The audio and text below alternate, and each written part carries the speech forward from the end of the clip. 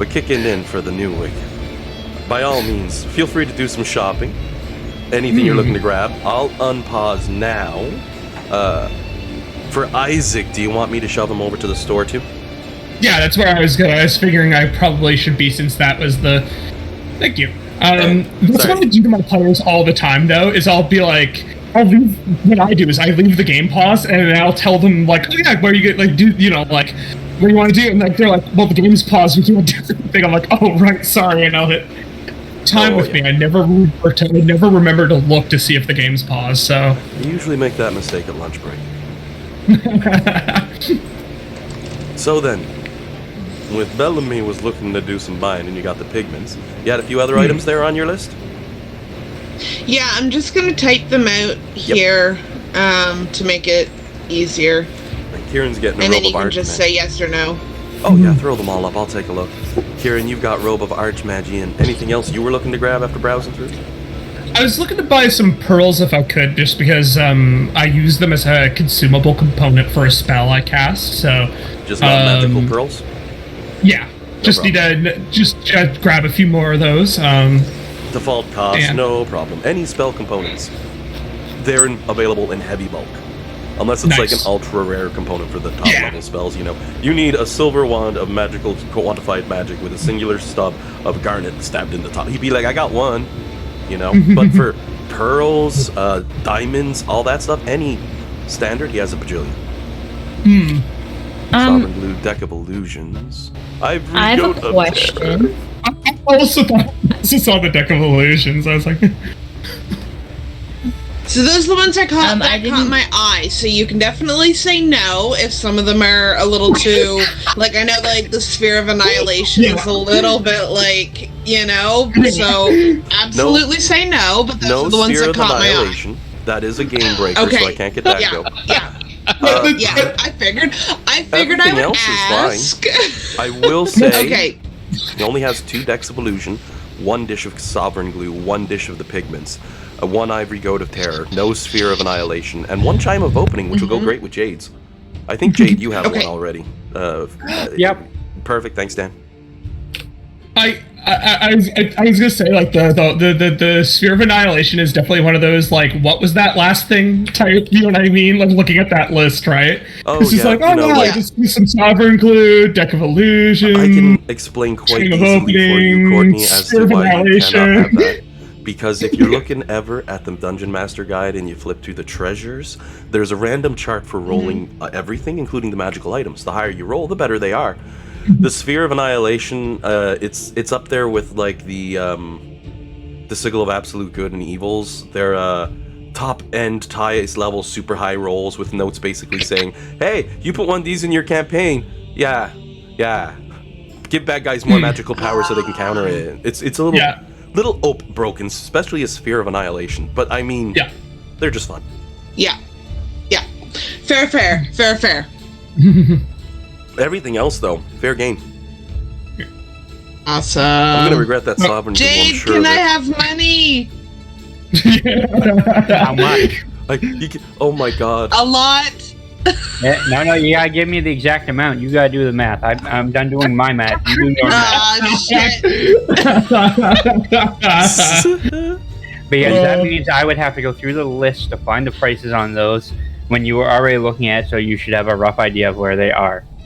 Okay, so Fair. To actually play out how this one works, I could see how it works.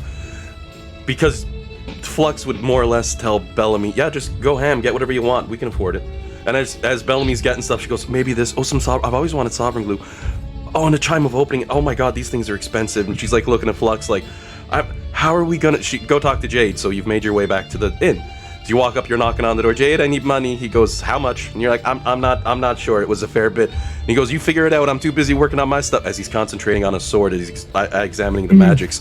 Bellamy sits down with her abacus, starts flicking as she gets ever closer to finding out just how rich the party is. Yeah. It's up to you, Kieran, if Isaac is aware how rich the party is. You hang out with the wizards. The wizards are always looking at spell components, and you're always complaining about cost. I'm pretty sure one side conversation with the Nimbar, you'd just be like, how many 500 gold diamonds do you have? And Nimbar would just scratch his cheek. I last count, like, 8 months ago. More than one. Yep. It's like, money is no option for us. I have all the spell components in the world and then some. But, or if you want, you can play it up that you don't know. So here's something actually I might look for. Would they have a +3 version of the Wand of the War Mage? Does it come in a +3? I don't think, unless it's a default. Let me just see here. So it comes in +1, +2, and +3 apparently. Wand of the War Mage is on the list you sent us for one. Oh yeah, that one. Sorry, I thought it was a different one. Yeah, they have those. They only have the one and a +3. Everything else is +2. Most everything you'll find is a +3, because the Wand of the War Mage is essentially a +3 sword for wizards. Well, spellcasters, but we have wizards, and I don't know what to classify Bellamy as anymore. She just we have wizards and Bellamy. I'm just a little of everything. Yep. Cannot be quantified. Do you think? Ella, do you think that they would have a tome of leadership there? Ooh. Oh, that's a good question. The tome of leadership and influence, I believe. Let me just double check here. Tell you what. Because that's an overpowered, super great gear, in my opinion, and it's one of those things I throw out as the reward. They have one tome. It's up to the party to decide what it is. Okay, that's your fair. meta-gaming power. If you want it to be a tome of leadership and influence, by all means, we can toss one of those out.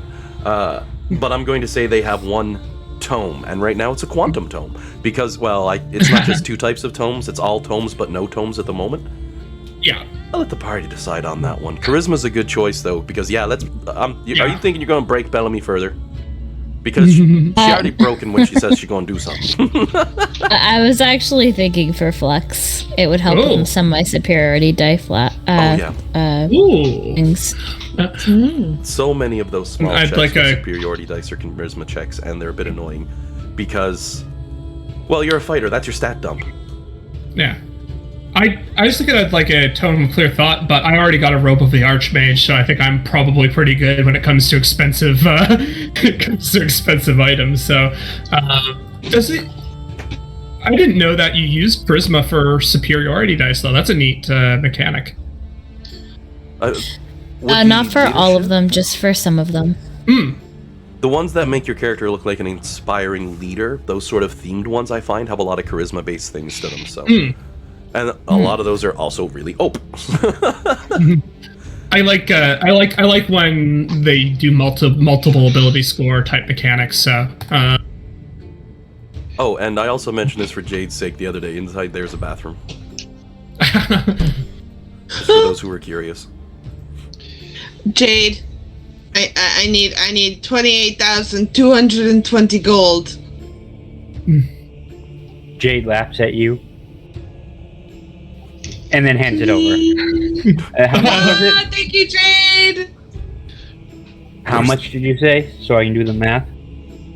28,220. Did Jade buy the prayer beads? Yes, I took the money off for that. Right. What about the folding bolt? We were unsure if we were actually going to do that. No one actually said yay or nay. You would need 2. I looked into it. They can only carry 6 creatures, I think. But there's a second command word to make it bigger. Oh, there is. Okay, I must have not read the whole thing then. Did you? Oh, sorry. Sorry. No, go ahead. My apologies for cutting you off. I was just gonna say, where did we fall in the instant fortress? I don't know if it would be good to have, or just it's just like a emergency thing.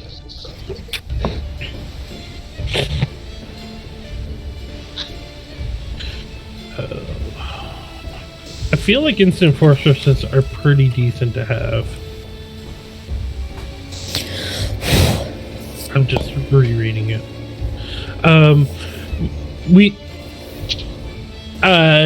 Jade, you took off the money for both the illusionist bracers as well as the staff of power, correct? Oh, and Courtney, for the sake of Bellamy, I'm just gonna say that Jade slides over 2,850 platinum pieces. Says something about it's too heavy to carry that much gold. Just, no one deals in platinums unless they're millionaires, so you know. I gotta have a little fun with it a little bit. For Jade, that's just another Tuesday. It's like, here you go. Or, I shouldn't say Tuesday, I should say another second day or third day. It's a third day. That's close to Thursday. Third day. Third day. Half moon today. Oh well. And Jade, you have no trouble, as you can see, seeing what that Apocalypse Blade does. It's also an item on Foundry. You'll notice it in the box, the items directory. It's unsorted at the bottom, the only one standing out. Unfortunately for the rest of the players who probably just went and looked, only Jade can presently see it because, as we know, Jade likes to hold secrets and he identified the sword, so.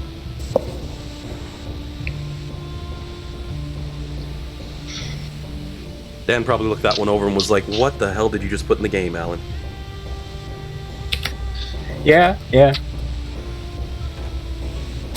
You know it's troublesome if it makes the rogue pause. Yeah. And it's even more worrying because Jade is very used to having pause. Oh boy. Ew.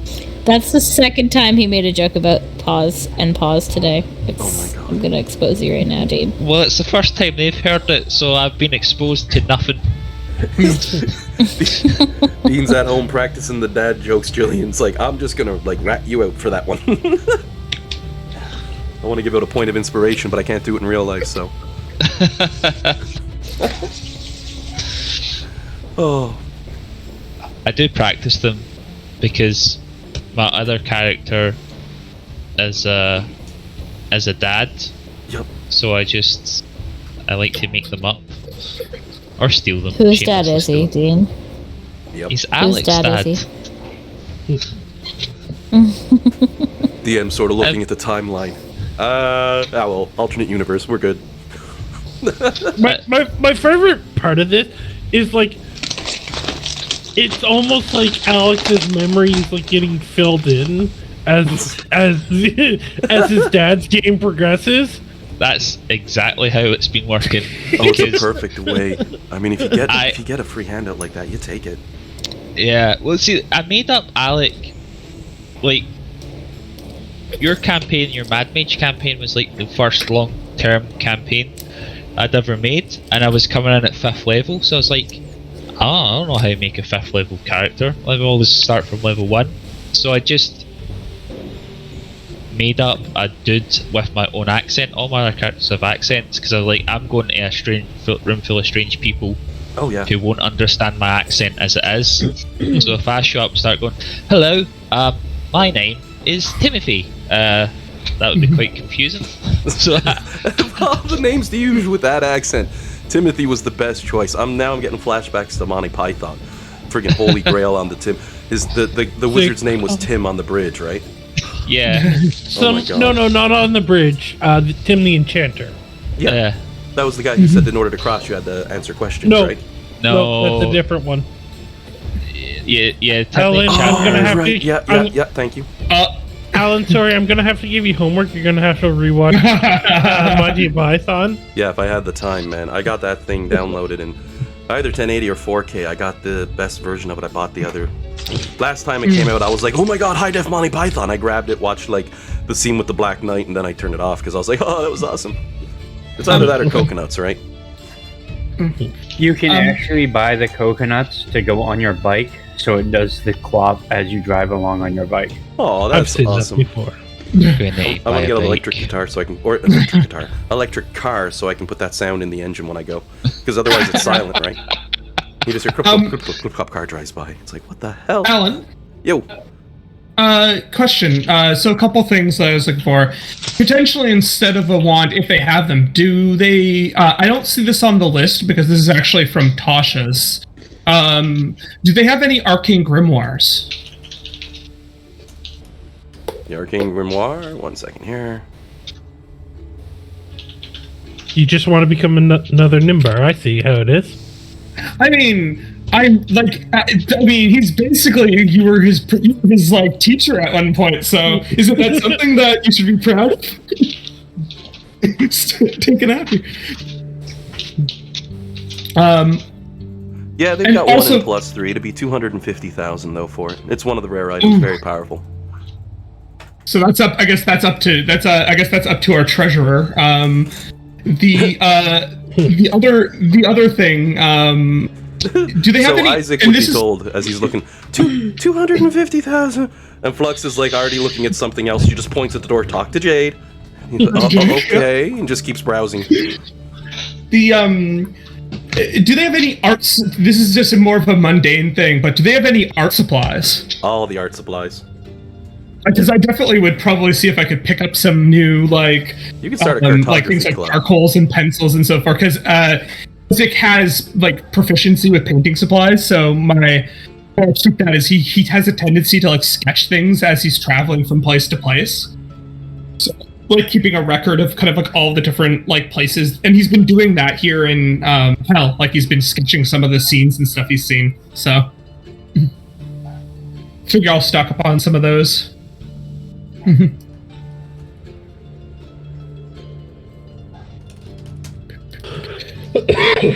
So I guess Isaac would approach Jade and ask that say Flux told me to ask you about a rather steep purchase.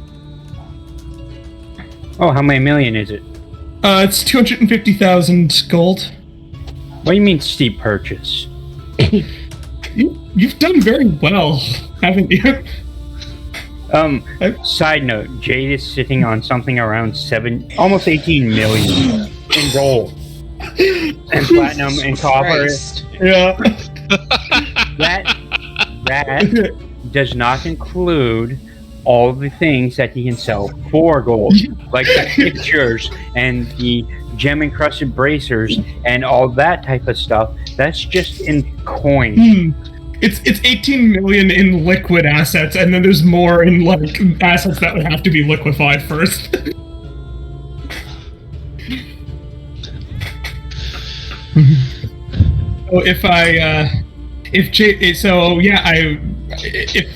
if you wouldn't mind, Grimoire would be very useful. I actually got a total. Okay.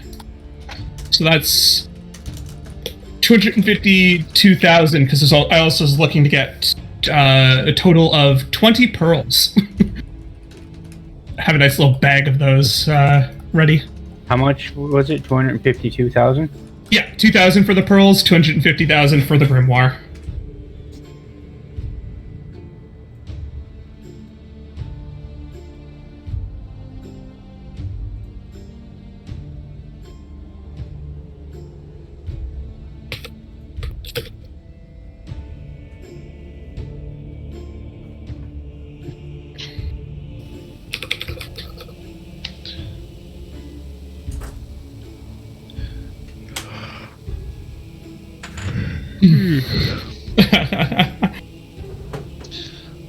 Just all the things. So many. Has anyone had any thoughts about tomes? I don't have much of a thought on tomes. You can get the one that you want. Yeah. I have stuff that I want, so I'm happy. I think I've gotten at this point like way more than you know what I mean. Like I could, you know what I mean. I'm totally fine. I think if the charisma bonus will make your battle master features better, that sounds like a good investment. Yeah, that sounds like a good one. Yeah, I feel like there were some more things that I could do, but the main one was that it could give you guys more temporary hit points with rally. You know, if Foundry will ever let me roll over a 1 on my superiority die. Also make your intimidation checks better too. Yeah. Yeah, no, I mean, I don't know how much downtime we'll have in order for me to actually read it, but yeah, I mean, that's all right. How much? Oh, wait, I'll look it up. I won't ask. So you have Flux standing there, and she's got the glasses on her eyes as she's flipping through books. People didn't know you had books while Isaac's speaking up. 250,000 gold for the. Go talk to Jade. Flips through another page. I like this book. I could actually use this. By the way, it's 250,000. Oh no, for the robes of the. The last item Isaac had mentioned. I have to double check for the Tome of Leadership and Influence. Yeah, I just googled it, and Roll20 doesn't have a price listed in there. Because I mean, they'll push. Most people estimate 25 to 100,000. I think for it. Let me see here. Crafted about 131,250 on 78,7550 in previous versions. 250,000 gold. That's an item breaker item, so I just give it the 250 tag. Yeah. On the plus side, for the majority of everything, at least you know what the maximum cost for an item is. It's essentially a permanent enhancement bonus to ability score that doesn't require an attunement slot, right? So it's a pretty strong. As she's flipping a page and she's saying, "Go check with Jade," and tell him we'll need another 250,000. Flip another page. Bellamy's like holding 28 grand in her hands, like that's $500,000. And Flux probably flipping another page. If it makes any of you feel better, Jade is going to spend over $2 million in here. Oh yeah. Nice. So, Dan, did you want to? What are you buying, Dan? The gem to repair the ship alone is 2.5 million. He's also presented an inventory to the shopkeeper saying, "All these items, please." And I mean, it's a very long one. He sent it to me via PM. I have to review it. Again, I apologize. I meant to send it earlier, but it was a rough work week.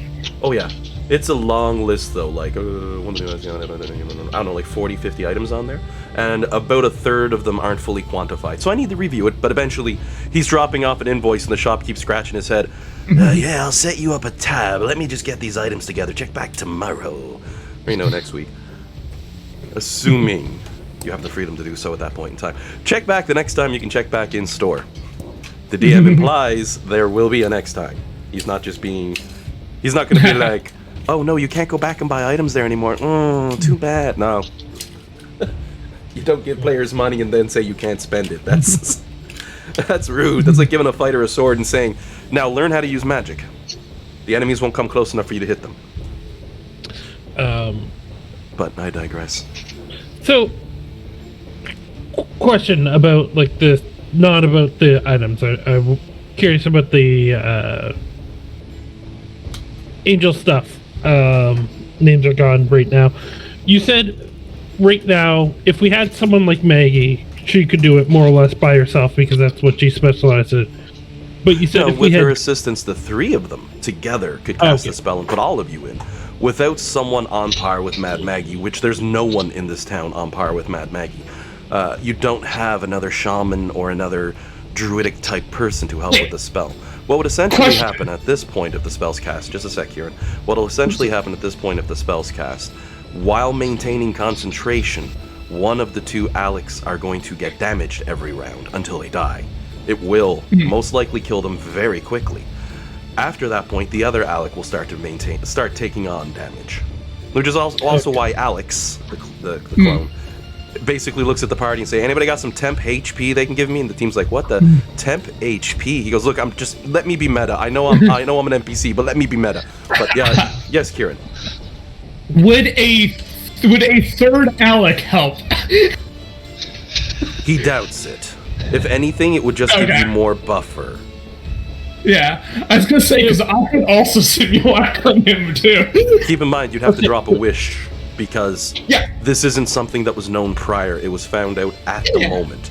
And I also advise the players, you only have one of two options now. Because of the magics and because of the style, because of the design, and because of me having to adjust the plot, because you must either freeze Zerial in her made ice permanently to keep her safe until you can break her free with someone else's help later. Or you can try now. Break her out of the ice and try to save her. Yeah. Once you make the decision, you have the feeling without another person on par with Alec from a different mindset, Because the only reason you got this one was the luck of the draw. It's essentially, if there's 2 Alec, this is unlocked early. Yeah. If we made a 3rd Alec, it would just help with the life point pool, right? Exactly. Once one goes, the other would still be there. So I feel like if we do this, we will want the 3 Alec just for that life point pool, because I'd be worried about it. More Alec buffer. It's gonna end up. They're just, free Scotsmen in a field will find a way, something to fight over. What can make it 4 Alex? Because Jade has to scroll simulacrum. But that takes... when you scroll, though, it probably takes the full cast time, right? The scroll simulacrum would take 12 hours to cast. Yeah. So we waited 12 hours. We have 4 Alex. You see Jade's walking into the item shop probably around this time, I'm guessing, because you got some stuff to buy, right? Well, one big thing to buy is you're putting it over. Bellamy's like walking up. Oh, good, I had to ask him for money, as is Isaac coming over. And what do we see from Jade? You just go ahead and do one purchase. Oh, yeah. Portable hole, 2.5 million. I buy the gem. You all see Jade picking up this odd-looking red gem with sparks of blue and green throughout. It looks different, he might mutter, than what he was used to, but reaches in, pulls out 2.5 million, drops it on the table in front of the beholderkin, who's like, "Wonderful, yes, very rare items, those ones. Very good. Let me know if it doesn't work. All products guaranteed." What? I'm curious what gem that was. Like, I don't recognize propulsion gem. The propulsion gem for our ship. Oh, wow. Okay, yeah, that's a good. It'll take me 2 days to install and calibrate. Poor Nimper. Poor Milkrates, he would have loved that. I mean, for all we know, he's doing fine. He's just an angel now. Okay, I miss Milkrates, okay? Is that a problem? And then there's our... Do you remember our poor... do you remember our poor... What is it? Like, arrow catcher? I can't remember. What was his name? Magic Blade. Magic Blade, yeah. Oh, yeah. The poor guy. Wonder how he's doing in the afterlife now. Well, he was a paladin sorcerer, right? So he was holy through and through. Yeah. Especially after the crossbow bolt. So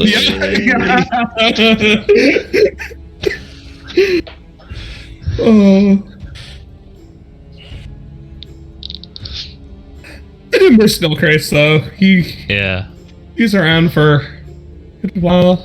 As an angel, they call him Nilkrates. It annoys him a little bit, but he's like, it also sounds cool as an angel, but just because there was one day we said, it looks like Socrates. I mean, to be fair, no, it probably wouldn't even bother him that much.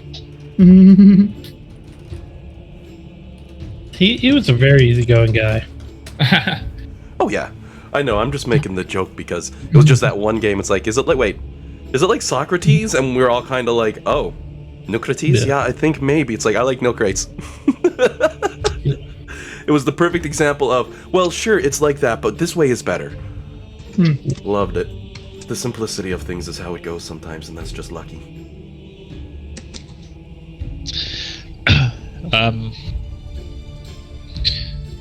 But yeah, about the angel dilemma.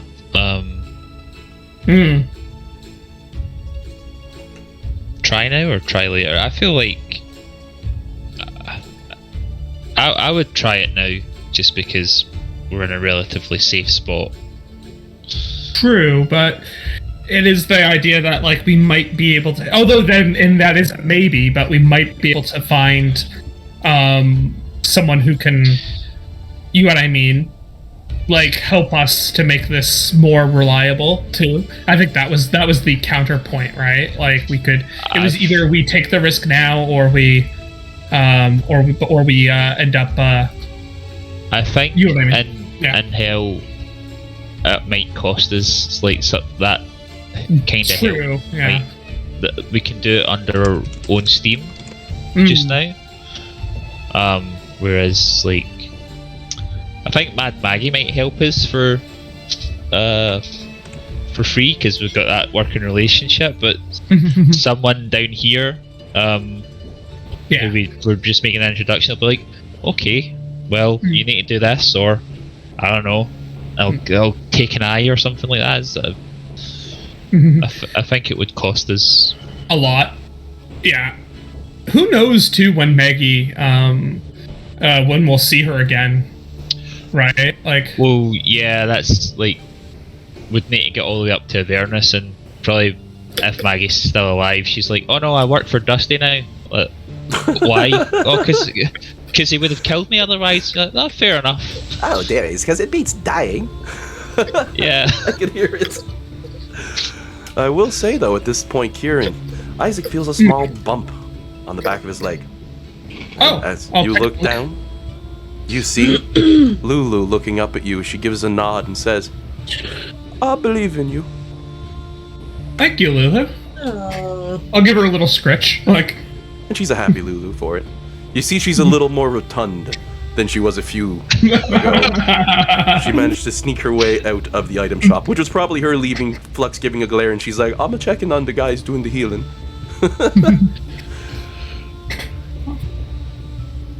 But at least that's my thoughts. I would be game for trying it now, but it's a group decision. If you believe in it, I will give you the assistance that I can provide. I can provide a simulacrum to extend our buffer, for example. If you don't mind, yet another Alec. I think Alec and Alex look briefly at each other. I can give Alex 1d10 plus 2 temporary hit points. Any temporary hit points is going to help. It's basically the only way to increase the health on a simulacrum is with temporary health. And as you know, you can't stack them, so you got to pick whatever is the highest amount you can give if you're going to go that route. But if you've got a second Alex, well, Alex, and Alex cubed, then you can also do that to that one as well. There's no way to increase their health pool, but temporary health, that's the magic solution. And literally magic solution, huh? I was trying to make just a comment, but no, it's actually magic. Yay. And I can't move the board now. What the hell? Come on. So right now we've got a double A battery. We're thinking of making a triple A battery. Oh god. There we go. I couldn't move the map for a minute. I get you there. If it was Bellamy, it'd be a B-cell battery. Hey. We don't have anybody. If it was the real players, I could say D-cell batteries at that point. Also, we need to think carefully because we've got Alec, we've got Alex. I don't know where else to go with an AL name. Man, I made a perfect butter pun and not even. we could go Alan, but then that gets confusing. So you know. My first thought was Alan, but I'm like, would that be tempting fate having that NPC with the same name as the DM? Oh, it's like the one name you'll never see on an NPC. They show up, "Hi, my name's Alan," and all the players take 5 steps back. Okay, goodbye. The only time you use your own name is if you're using a coin cheek. Like someone says, humans. I don't like humans. You always have stupid names like Billy or Greg or Alan. What's up with that? I can use it like that. But no, you're right. You don't. I avoid using my own name as much as possible in these games or names similar to mine. I have renamed an NPC in the past. Actually, one of them, I can't remember which it is. There's an Alan in one of these games. And I was so excited. And I'm like, an NPC with my name. I have to tell the players it's in the book. I didn't do it. So that they don't get to that assumption of, it's a DMPC. At the beginning of Baldur's Gate, I believe it was the ship we went onto, the first bar we went into, the barkeep was Alan. Yeah. Yes, the barkeep. His name was Alan, and I got a kick out of it, and I actually modeled that guy after me. I was like, this is me in game. It's okay because the book said I can do it. Thank you very much for that one, Dan. I'm gonna look that one up later. Ooh, D12s. You're gonna see those later, not right now. Oh, Flux is doing her magic. Yeah, that's for the rally. So Alex has 9 temporary hit points. All right. Well, I'll create a new Alec copy name pending using Wish Simulacrum to increase our buffer. Oh. Okay. Do you copy just to make things really weird? Flux uses her magic? Well, it would be a simulacrum of I mean, oh right, it's on the core. My mistake. You can't clone a Yeah. simulacrum. I almost made a mistake there. Yeah, so he'd have the Yeah. default. I was referring to like the temporary hit points. Oh yeah. I was just wondering if the temporary hit points maybe were on on Alec himself, because I was gonna say like, because I'm casting it on Alec and not on Alec clone, because I don't like agreed no there are limits to simulacrums and simulacrum craziness. The way it would work if it was put onto the main body and you clone that one, both of them would have the temporary health points. It's a snapshot of you as you are at that specific moment, so. Yeah. But we got temp health on one, the other one is floating at the moment as he pops into existence and looks at the other two. Shakes his head a bit. He goes, now who's the best drinker? We're going to need to buy out the bar, I think. Let's get you some clothes. If we can't go shorter with the name, maybe we need to go longer. Alexander. Sorry, I do have I have a real quick question though, sorry. You said who's the best drinker? Is it that, or is it who's the least worst drinker? Because last time they did it, they rolled the 1 and a 2. Ooh. Okay, I've got Alex Prime, Alex 2, and Alex 3 going on at this. Alex Prime, Alex 2, and Alex 3. Alex 2 glares at Nimbar a little bit, and he goes, I'm the best drinker. I proved it. No. You proved that you were the least worst drinker. I didn't see you drinking, old man, did I now? Puts his hands on his hips. Look at this near you. I've only got about another hour left to live properly.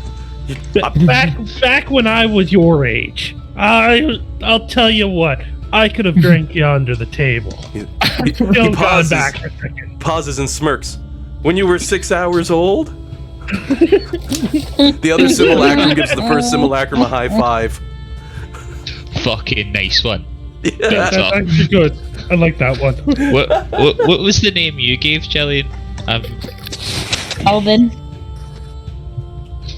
One more time? Alvin. Alvin. Yes. Alvin. Sort of rubs his chin. It beats the full name. That sounds like you're my mom getting mad at me.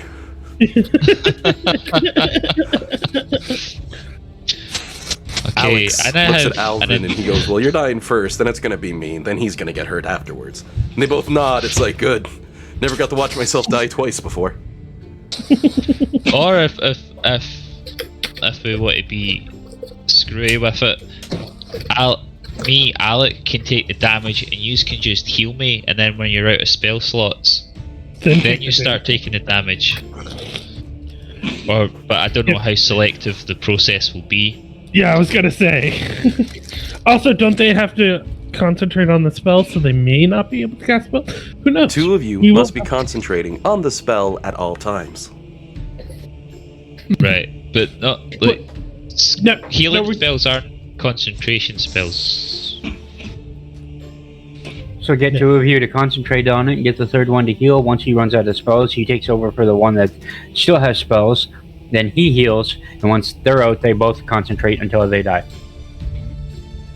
And Jillian, how do you spell that one for the name? Alvin? Yeah. Alvin, I believe. Alvin, perfect. I'm going with that.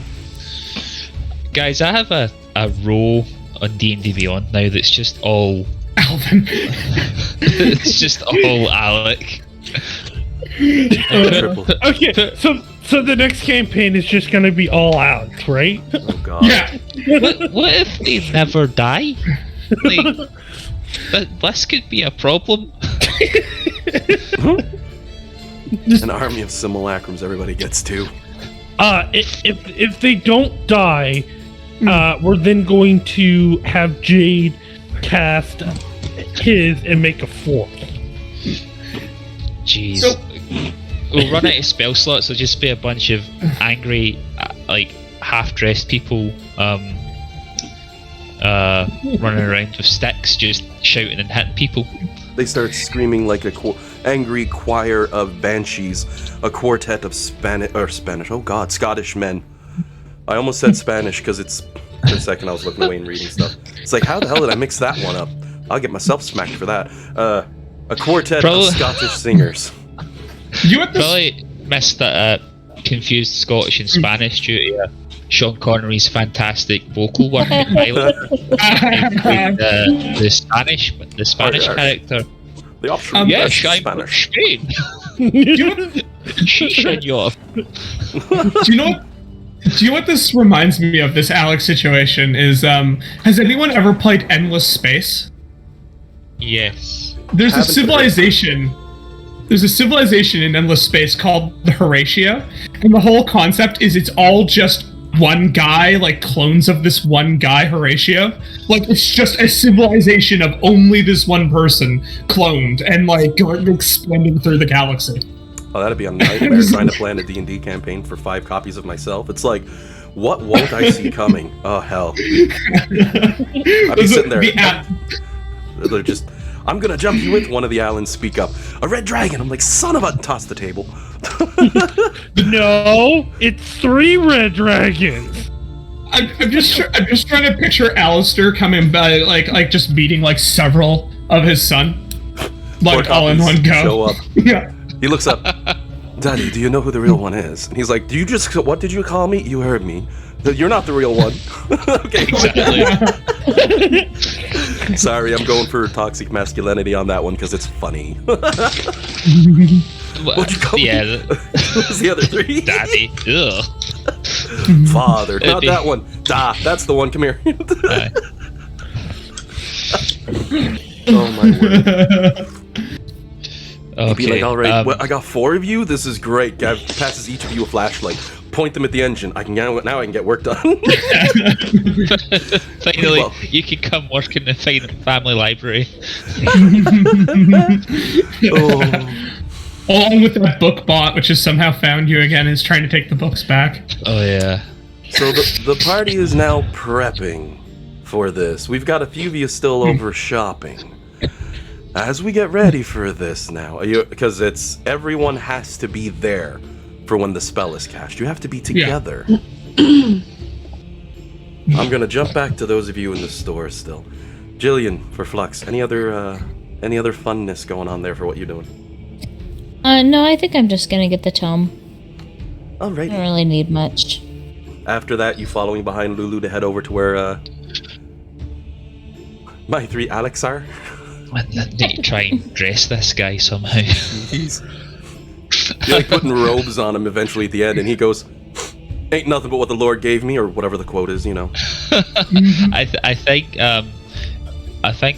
we're down to the Alex original studded leather armor. I mean, we definitely have better armor than that. Oh wait, can he wear any better? So we got new Coke Zero, and now we got Coke Classic. He's Alvin is he's not expecting to leave this shop. Okay. It's more or less it just like a short third life. Yeah. I'm just attuning him to random crap in my inventory now. Well, we can't attune because it takes 3 hours to attune, right? Yep. You can wear stuff, but he can't attune to anything right now if you're starting this process. So, well, right. My question was: do we have a couple of hours so that like I have to attune to a couple things? I don't know if anybody else has anything they need to attune to right now, right? Like before we start. If you take a break, you will need to put Zariel on ice. You have to either do it now or not. Oh, yeah, fair enough. DM's like, here's a magic item shop, but you can't use it yet. Next fight. Yeah. All right.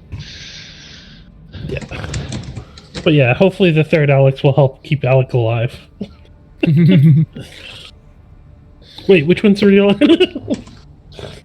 Oh, and for Bellamy, I will say the shopkeep gives you a free maintenance kit for your violin after he noticed it being scorched and burnt and realizing it was magic. Oh, here's some good rosin for the bow and the other tools you will need to keep it tuned and well. Enjoy. Your friend just dumped. Ah, thank you. I'm pretty set for life now, so enjoy. Yeah. Yeah, we just spent like $3 million on it. Oh, yeah. Not to mention how much more Jade's gonna drop with that inventory.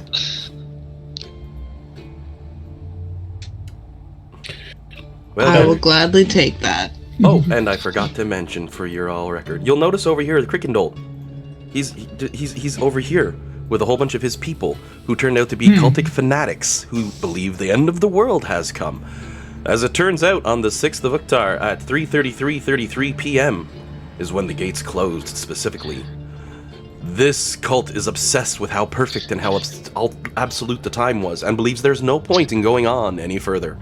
Crickendole and Fulminoxus both went, because, it was only polite because his people invited him.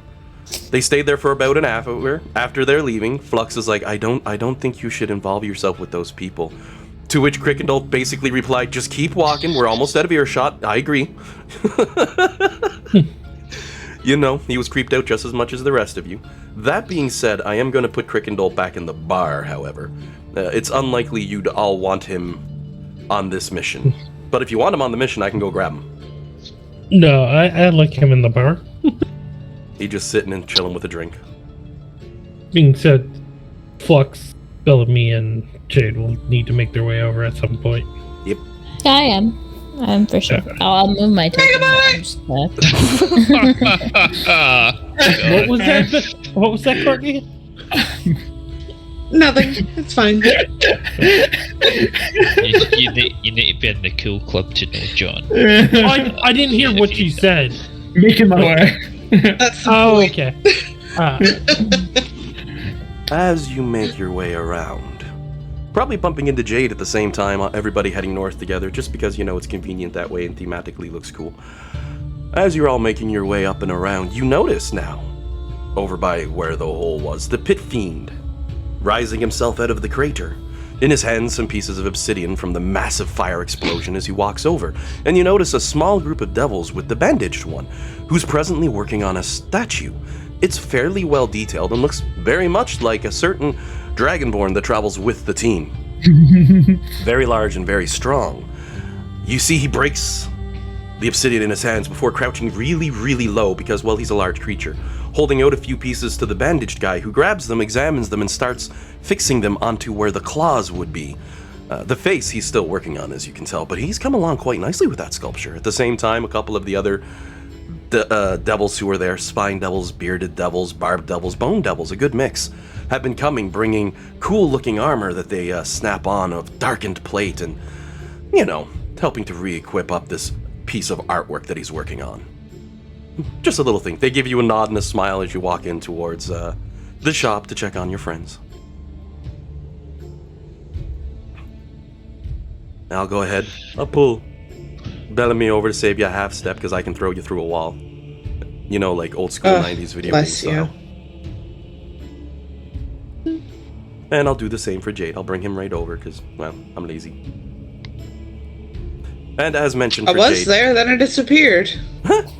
I just moved everyone into the actual building now, over here. Yeah, my token was there, and then it, just poofed out. Is it back? Nope. I can see your token. It's kind of weird. Weird. 1 second, what I'll do, because I got my internet running proper again, I'm back on the wire. I'm gonna just remove Bellamy and put her back in play. That might fix it. Did that help? Ah, there I am. Perfect.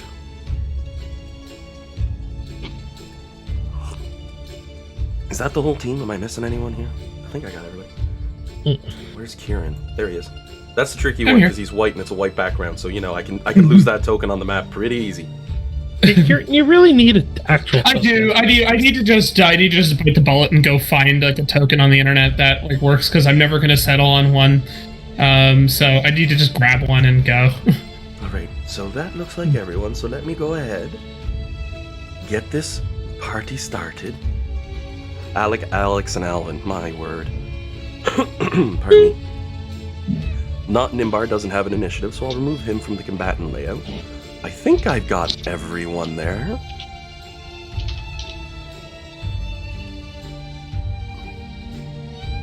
Alrighty. And it's your traditional everyone has to hold hands sort of spell. As they get this one started. And for the record, the owl is not taking part in this. Okie dokie. Is he on the left side? Did I roll him in? No, you didn't roll him in. The Arab has various bowls and rags, and he's going to go around and mop the Alex, mop people's brows like a helpful little nurse in an operating theatre. The owl would help with that, but physically can't. Would he though? No, he wouldn't. Question. You caught me. Where's Duga? In nowhere space. We didn't overly attach. We're gonna say he was chilling most of the time, hanging out with Bellamy. Then, if he was hanging out, he'd probably got drunk the previous night, and he'd be one of those silent drunks who just keeps sitting there pounding it back.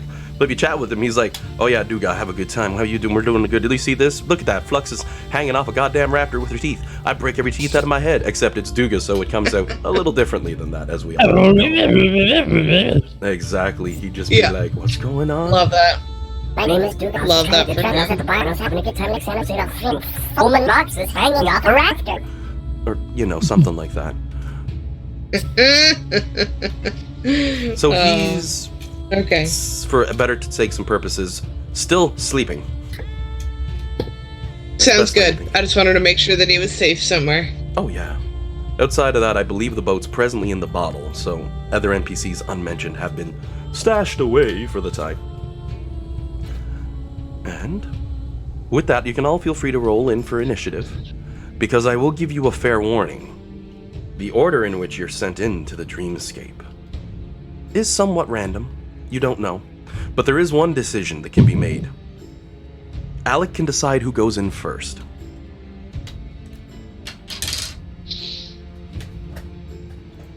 Is that something we would have discussed beforehand, or would it be like in the moment? Okay.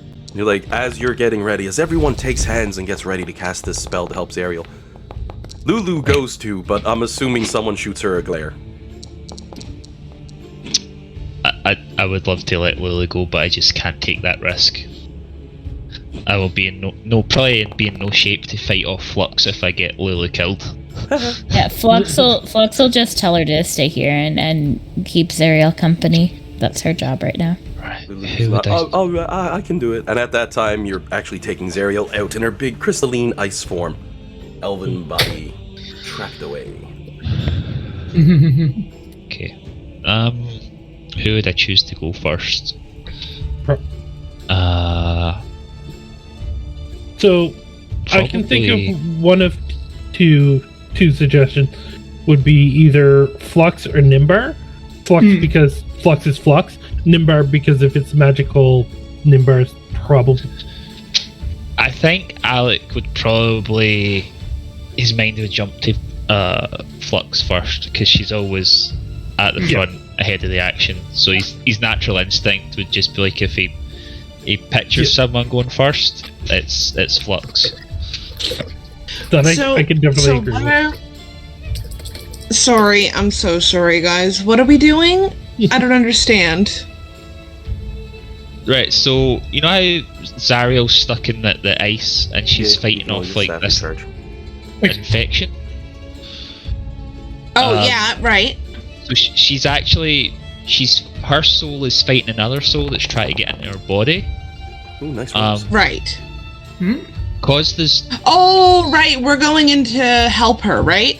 Yeah. So it's going to be. Oh, okay. Like one of us at a time, going in to help, and the AAA rescue service is going to be like sending people. Okay. Bellamy's like walking into the to the clinic area. She's a little groggy. He's like, "What are we doing? What's going on here? We're gonna freeze her out." Right, gotcha. Still kind of stunned by the sheer volume of money that they have access to. Yeah. Is it even registered on Bellamy that there's now free Alex? It hasn't. No.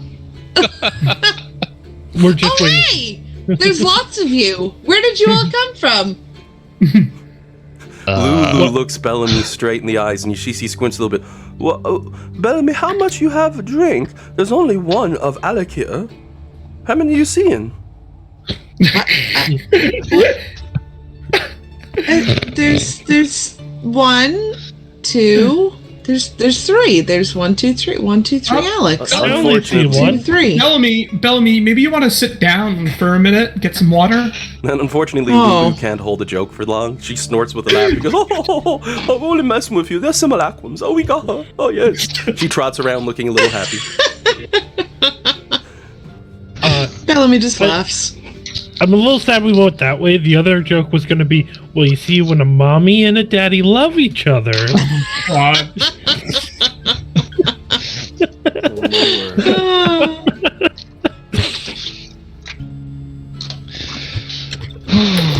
All right, guys. All right. He's ready. I'm ready. Oh boy. I guess, yeah. Here's to us. There's few like us. Oh no, is it here's to us? There's not many. Damn few and fuck the rest. Something like that. Sounds good. Oh, one of the simulacrums has temp health, right? Alex has temp health, yeah. Oh, Alex. Yeah, okay. Alvin doesn't, neither does Alec. Before we do this, does anyone have any temp health stuff? I don't.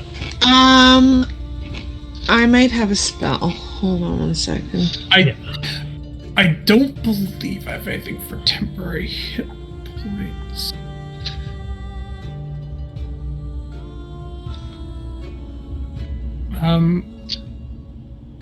I can do enemies within the range for the duration. Sure.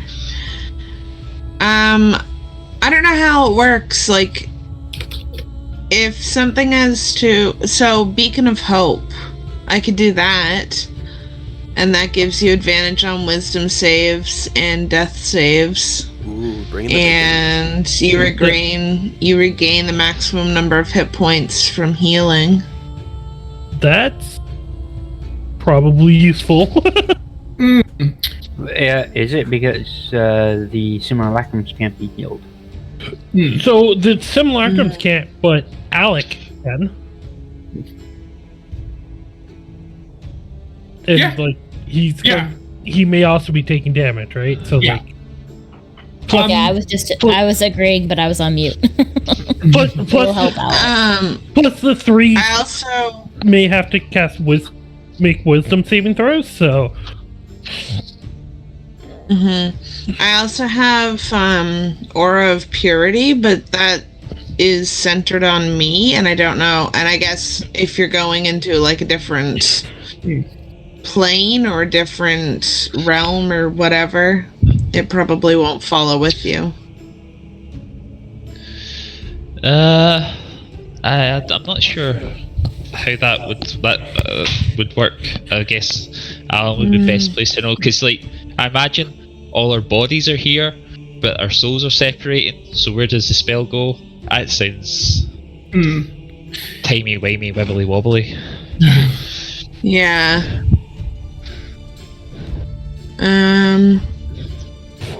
Well, I can just do Beacon of Hope.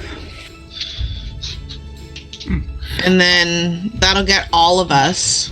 Choose any number of creatures within range. And then we have advantage on Wisdom saves and Death saves and regain the maximum number of hit points for the next minute. It's concentration up to a minute. So. I'll actually throw down a buff as well for folks. I only want to use use this as a 5th slot, so this would be 4 people, I guess. But I can cast Fortune's Favor, and that'll give like a d20 to each of the targets that they can use when attack rolls made against them to make them reroll when they make an attack roll, or etc. You know, I'll post it into the VTT to make it easier. I also have Intellect Fortress, which gives you resistance to psychic damage as well as advantage on intelligence, wisdom, and charisma saves.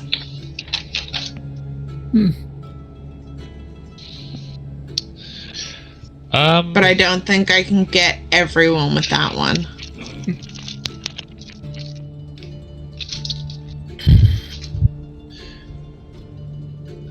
Yeah, it's kind of hard to know what to suggest because I'm not exactly sure what we're going into. We've rolled initiative, so I don't know if pre-casting these things is on the table. I was gonna suggest too, like you could probably cast it on your turn as well. Like if you're noticing that he's rolling a lot of saves that Intellect Fortress would help with, then maybe you could cast it like when your initiative comes up. If there's a way that we can communicate that to you, like you can always use these after. But I don't know. I think Beacon of Hope is a great idea personally. But bring the bacon. And the initiative order that is presently rolled represents how this will start once it starts. Yeah. So, nothing set in stone in that singular regard yet. You can do a few pre-casts, get the bacon running, you know. I call it bringing the bacon because it's a fairly solid power. Okay, I'll do Beacon of Hope, just because then it gets everyone and it starts us off with a little something. So for 4 targets, who should we give Fortune's Favor to? That's a reroll on a fail, right? It's I posted it up, but it's getting cleared by many mounts and unmounts. Yeah, sorry, I was just trying to get rid of like the not Nimbar. Sorry about that. Oh, no problem. I'll just repost it. Give me a second. Display in VTT. So that spell. I'm gonna cast it as a 5th level spell, so I can target 4 people.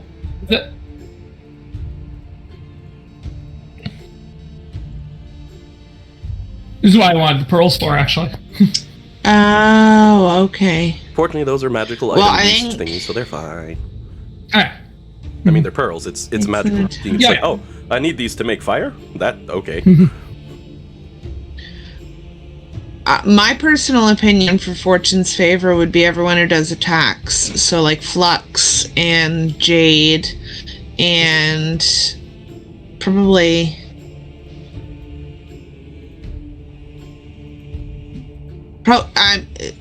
probably not me or Nimbar because we use mostly magic, but maybe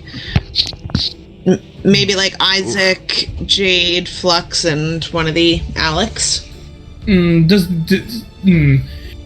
the question is, do we throw one on Alec Prime and like, because we don't know how many like saves and things like that, or like like rolls he's going to be making. This is only for, I believe, attack rolls, right? So, no, it's the saving throws as well. So, do we think that and ability checks? And ability. All right. So, I'm going to give one to Alec Prime. I'm going to give one to Flux. I'm going to give one to Jade. And I think I'm going to give one to myself because my save spells aren't as good as Nimbar's are. So I feel like Finger Nimbar and Bellamy are probably going to be using more of like the. So I'll go with that. All right. So Flux, Nimbar, or Flux, me, Jade, and Alex. God, I'm getting confused with all the Prime. Are going to have Fortune's Favor on them. So you have that d20 to use at your discretion for the next hour. So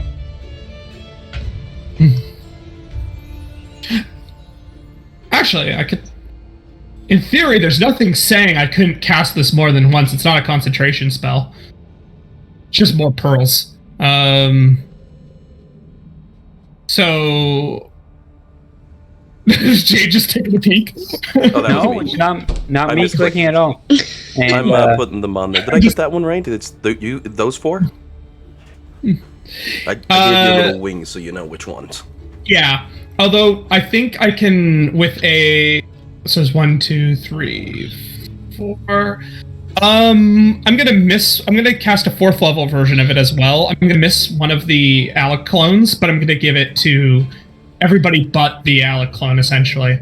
Because it's not a concentration spell, so I figure I can just use it. Oh yeah, it's long-term effect. Ooh. So that's Nimbar and that's Bellamy. Who's the other 2 you wanted? It would be... So, I'd say I've Alec... Oh, Alec already had it. Nimbar and Bellamy... no, because I'm casting it 4th level this time, so... Oh, you only get 3 hits of it on 4th level? Yeah. Alright, so that's Nimbar and that's Nimbar and Bellamy, but who's your 3rd then? One of the Alec clones, basically. Just everybody but one of the Alec clones who unfortunately is going to miss out, but it's because I want to maintain my spell slots, right? I think those are the same. First or second creature. one? Oh yeah, they are coming up as the same. Look at that. That's what I get for a copy-paste jobby. I knew it would do that to me, but I can fix that quickly.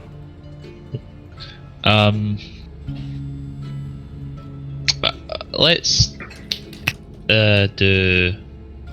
put it on Alex, because then Alvin will be able to go, oh yeah, I see how it is. Last guy here, least favourite. No, don't worry. No, just, I'm here in my studied leather armour. You're on your dragon scale and your plate. No, it's fine. No, don't worry about it. No. Okay, calm down. No. That passive-aggressive nature, I love it. He's like, I'll be fine, yeah. Missed opportunity, guys. If you had to cast it before we made the clone, he would have transferred over with it. Yeah, unfortunately. Well, it's just a pearl and another spell slot, so... And I have to quickly just redo that combat order to put those 2 back in.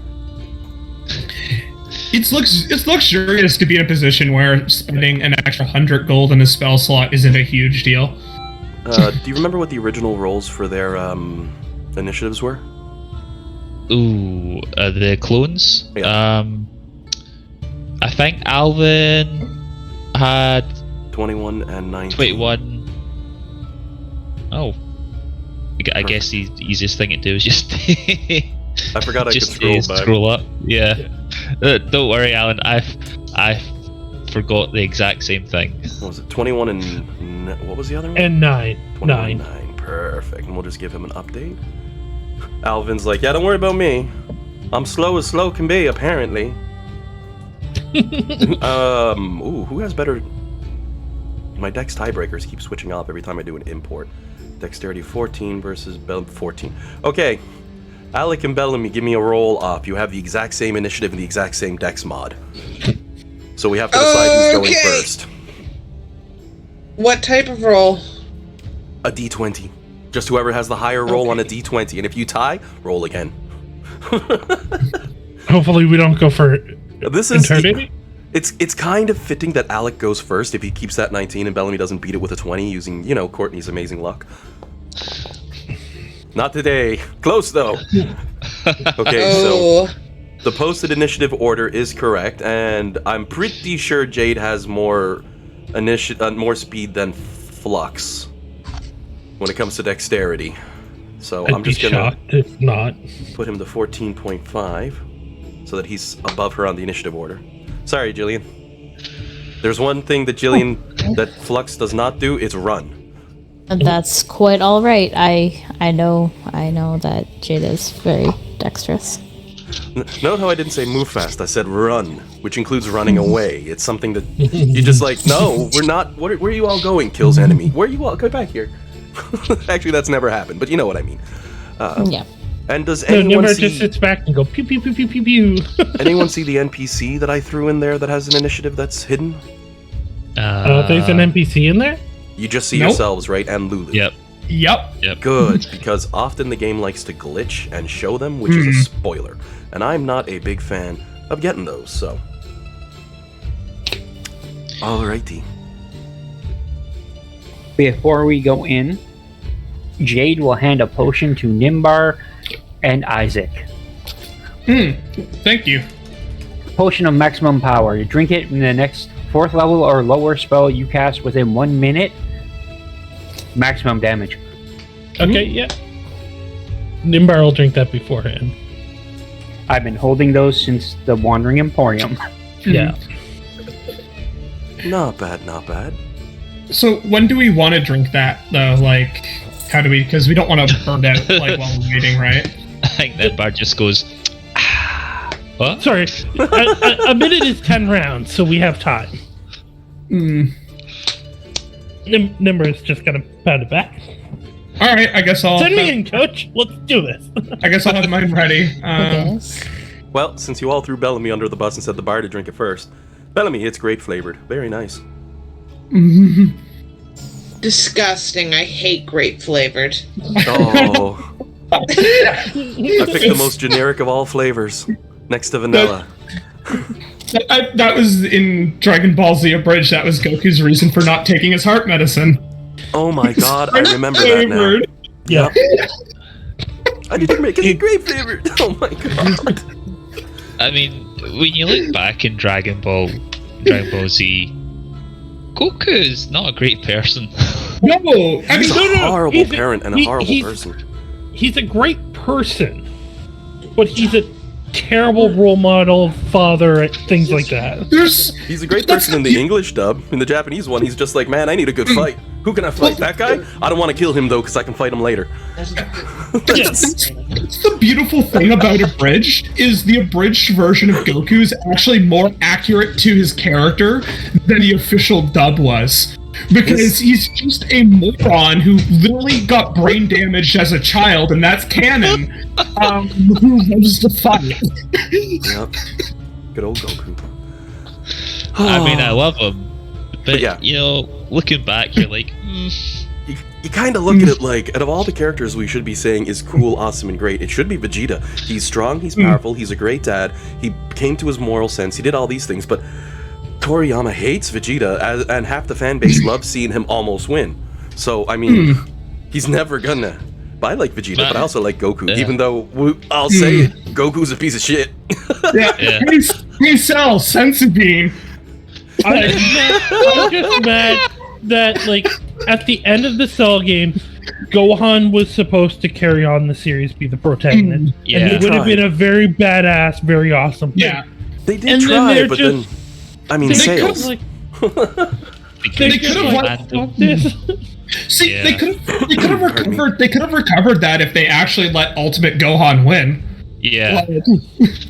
It could have been awesome. I don't know, but it's a risk, and it's the amount of money they make off Dragon Ball. It's like, do we really want to mess with our version of Mickey Mouse for popularity? And it's like, no, just keep Goku. It's like, okay, but he's getting old. Say they'll prime to their 80s. Oh, that's perfect. I'm writing that in. That's good. I like that. We'll have Bulma complain that she's looking old. But then he gets wished back to being a child. Yeah, GT. And grows all over again. That's been That scrubbed. did not happen. Yeah. Scrubbed from the databanks, sir. I watched it, but that didn't happen. I mean, it was fun, but it didn't happen. But the not the Black Star Dragon Balls, the Evil Dragons saga was amazing. I will give them that. They did a wicked job with that concept. But we could go on and on. I really did enjoy GT. It was fun. Like, it definitely wasn't as good, but like it was. I still enjoyed it. The ending too, like, it was strange. But I heavily digress. So, have you all prepped, partied, and readied yourself for this moment? Yes. Yep. Ooh, yeah. He's like rubbing the sleep out of her eyes, starting to count some of the money, because Jade's like holding open the bag of the portable hole, like, yeah, you see this? And she's like, that's a lot of money. Can I Scrooge McDuck? Jade shakes his head. No, I broke my shoulder doing that. I thought it was a good idea. I thought it could be done. All right then. Well, without further ado, the party must be asked a simple question. Who is number one? Who's going in first? I think it would be Flux, just because he said if Alex the one to decide that when he thinks of someone like going into something first, like being at the front line. It's his buddy. I don't think he'd be able to get past that bias. You're the best friend that I ever had. And with me. Yeah, you're my best friend. Go and fight with your soul, please. Right. Why The am other I? two, Alex, My pleasure. they start cheering like I lost cheerleaders. Except, I lost very my sarcastic. token again. Oh. Oh no. Really? Okay, I'll put you. You're outside. Do you see yourself Oh, here? there I am. Okay, back inside. Do you see yourself now? Oh, so Yeah. I thought you Sweet. meant it had like disappeared from the map. I thought like a software thing had gone wrong. I thought that's strange. That being said, apparently it's my turn. Oh no, it's sitting. It should be sitting on Alec. Oh no, I agree with you. I'm just getting this really flashy thing. Your turn. How's that? Yeah, I'm getting that too. Yeah. Everybody? Yeah. All right. So 1 second. I'm going to change the modules, and I'm turning off turn tracker. It'll only take a second, but this Chat will myself. cause it to update. I'm sorry, Jillian. What you do? That sounded funny. I heard I something. just said that I shut myself. Because it went ding ding on my, Ding, my ding, thing. ding. I'll turn off that turn tracker. It won't be on because it looks like it's a little broken. I think I did anyway. Let me know once we're back in because everything should still be active, including combat. Yeah, there we go. So I'm just gonna once everyone's in. Oh no, it's a 2-part process. Sorry, that'll be a second reload. I didn't turn No worries. everything off. Would it be, given that it's 10 to 12 and we're just about to go on this big I was just This thinking big that shindig. myself, Actually, actually. That's a good thought. We could take a quick 15-minute now, since you are literally about to have the DM push the start the fight button. Yeah. What you gotta really wonder is how the hell am I gonna do this on this map?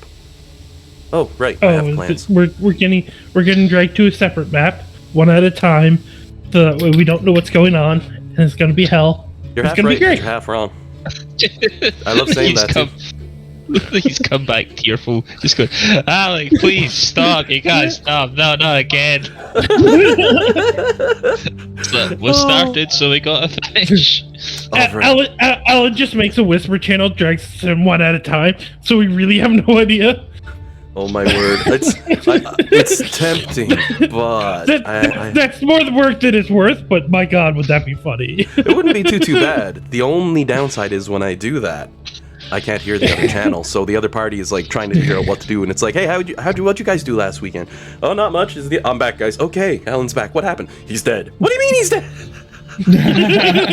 Oh, okay, so All right. we'll take a quick yeah. 15. It's 11:50, so we'll come back at about 12:05. Sound good to everybody?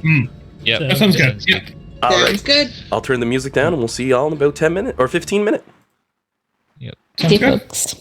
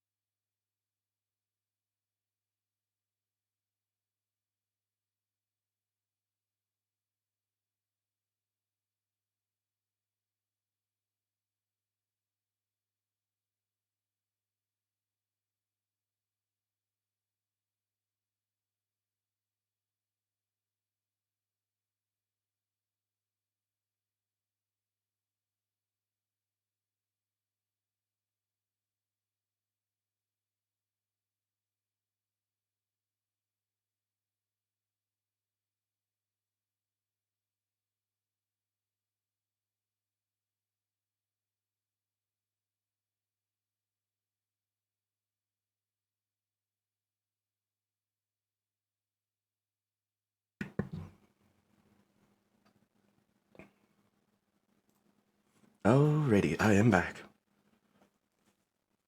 Welcome back. Oh, I think my headphones died. Just a sec.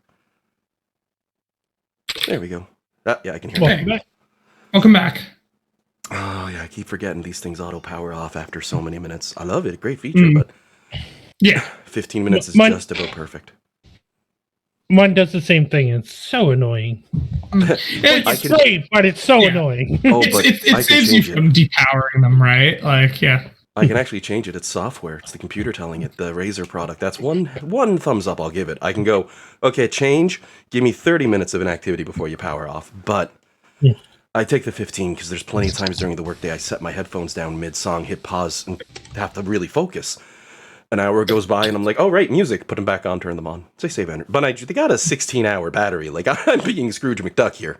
I plug them in every night, too. I love them. Great headphones. I don't use the mic on it, though, because, well, I got a Yeti. Though, I will say I saw someone had a white Yeti that they were posting on a used for $35, but they can't get it to register on their PC, but it appears to function. It's tempting. These things are $150. If anyone ever needs an awesome mic, it has patience. Do you still have the link? I'll take a peek while we're getting warmed up here. This was a day or two ago. Oh, and Kieran, let me send you a quick message. I did find a 3 terabyte that they were selling a couple of for $40. And that's off Kijiji. For storage space. $40 is a steal for 3 terabytes. I usually don't go under 4 anymore just because I need so much gosh darn space. But, I mean, if you just need to add some space, 3 terabytes for $40 is pretty darn cheap. Just a second here. No longer available. 3 terabytes. Oh, it's gone already? That's what I'm seeing on the top, yeah. Shit. Sorry, that means they sold. It's okay. No, I was it's a little okay. slow on that one. It was literally something I noticed while I was going to sleep last night. It's like, oh, I'll put this in and give them to them in the morning because it was an ungodly hour. Like, but wow, well, good for them that it sold. But I'll keep an eye out still for you. I just bought a hardware upgrade, so I'm probably gonna wait until next month for my next purchase, anyways. For in terms of I'm trying to do I'm trying to pace things out. My computer is 10 years old, right? Like it's got an i7 and its graphics card is new, but it's 10 years old. It was actually still on 8 gigs of RAM until just a few days ago. Oh darn! I just got 16 gigs, and I'm able to play Deathloop now, which is a game that I wanted to play and would not run on 8 gigs of RAM. It's a fun game. If anybody likes any of Arcane's games like Dishonored or Prey, you know what I mean. It feels very Dishonored-y, except with many more firearms and much less. How do I put it? You're encouraged a lot more to be violent than you are in Dishonored, where if you're violent all the time, you'll get the bad ending, right? I like Borderlands. In Deathloop, it's nah, kill everybody. In fact, kill them multiple times because every time the day loops, they'll come back. And, John, sorry, I completely forgot because I was looking at D&D prep at the same time. What was it I said was a cool thing I found, and you were like, oh, send me a link? I literally just said it, and I forgot it. A white blue Yeti. Ah, yes, the blue Yeti. Thank you. Because they said it works for the reverb, so when they plug in headset, they hear themselves through the mic, which means it's working. But I'll have to see if I can find it, because usually they drop for about 100. I wouldn't be surprised if that's already disappeared. Might be a Facebook Marketplace. Come here, phone. But it was pure white and so pretty. I got the blackout edition. It's jet black and so pretty. Getting so many. Yeah, for 35, I can probably figure out what's going wrong with it too. Yeah. And if it's busted, man. Oh, there it is. It's still up there. Blue Yeti USB microphone for parts of repair, 35 in stock. Let me see here. And it's pure white and it's so pretty. Because you hear me on the Yeti. I love my Blue Yeti. I get that deep, strong cardioid mic. And stereo. Yeah. The Yeti is essentially it's the definitive entry-level microphone for anybody who wants to seriously guys streaming or anything like that. Hey. Oh yeah, it's got you set at the place that it's this is as good as it's gonna get without spending about 4 times as much. And welcome back, Gene. I hear you there too. It's an acceptably good quality that you can do a stream, for example, and have a clear audio. So that's why it's very popular, because of a lot of lower quality microphones. People hear it if you're streaming and you sound like garbage because you're on a headset mic or something, right? So, I mean, to be fair, I could use mine, Like mine is pretty decent. I have like the Corsair. Corsair. I'm gonna jump on this question that does this one come up? Where's that at? Courtney just threw up a really cool question. She's wondering about a flying creature she can use in her homebrew campaign for her military. I gotta be honest with you. Technically, anything. Griffins are a common use for a lot of things that use flying, because everything uses griffins. There's griffin eggs. You can do so much cool stuff with it, but it depends how big badass you want to be. They could always be dragon tamers. Imagine if like one person in the fleet rides on par with a metallic dragon.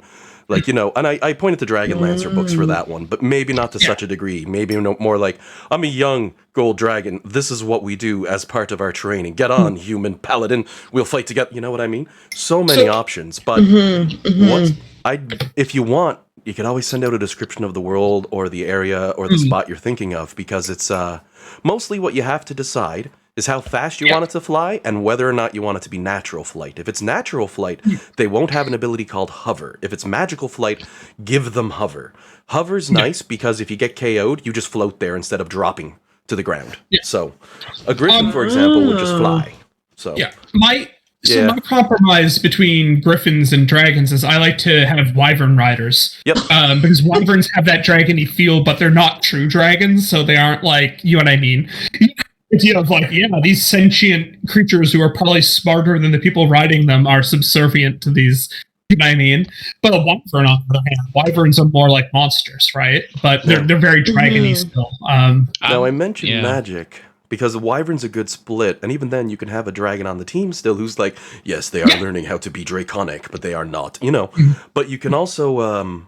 here's one. Dwarves. Okay, we have dwarves. How are dwarves going to fly?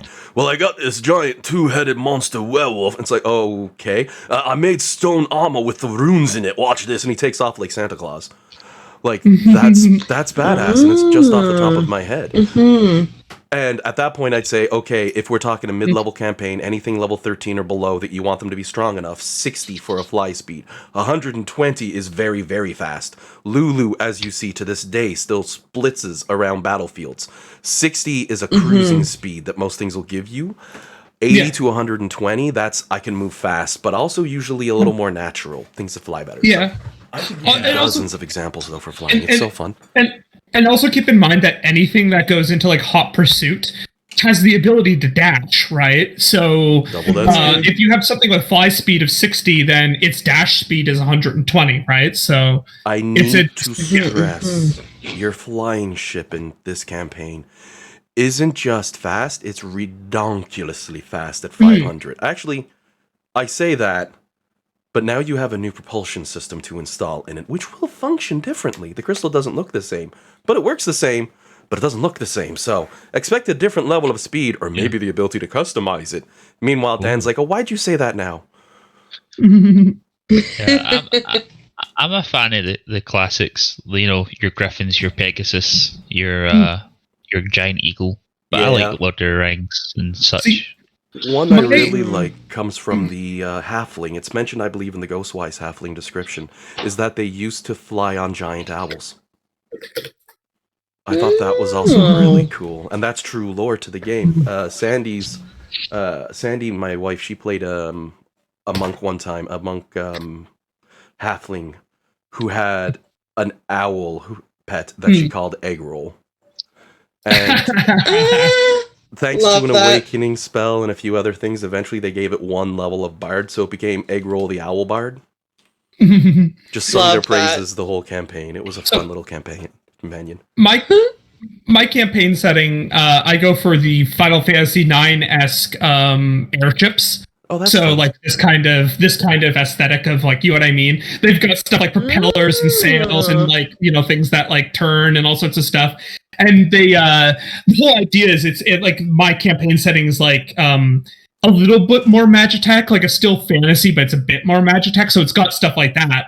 And there's just this big airship tower in the main city. I like to call it magic steampunk. Yeah, magic punk kind of like, Or you could go. 6 is a good setup for that. Yeah, you could go the gross route and have it be like these like giant insects or bugs that they've bred as mounts. Listen here, Druid. Druid's like, why There's not just another- ask your friends of the world? Oh, that's There's nice. another example, the theater ship. I love Final Fantasy IX's blimp technology, I called it. Everything Oh, yeah. floats along with propellers. So when it comes, if it's a big giant ship and it moves slowly through the clouds, you're like, oh, that's epic. I mean, I have plans for stuff like that, though. Oh, I didn't say that out loud. That ship, by the way, is a mobile theater. Like, they actually park it and they do plays and stuff on like the deck of the ship. So the whole idea is that it's like able to do like it's like a kind of like a roving show. It's run by thieves, obviously, like of course, but Yeah, I got a ticket that's called "I Want to Be Your Rooster." I can't wait.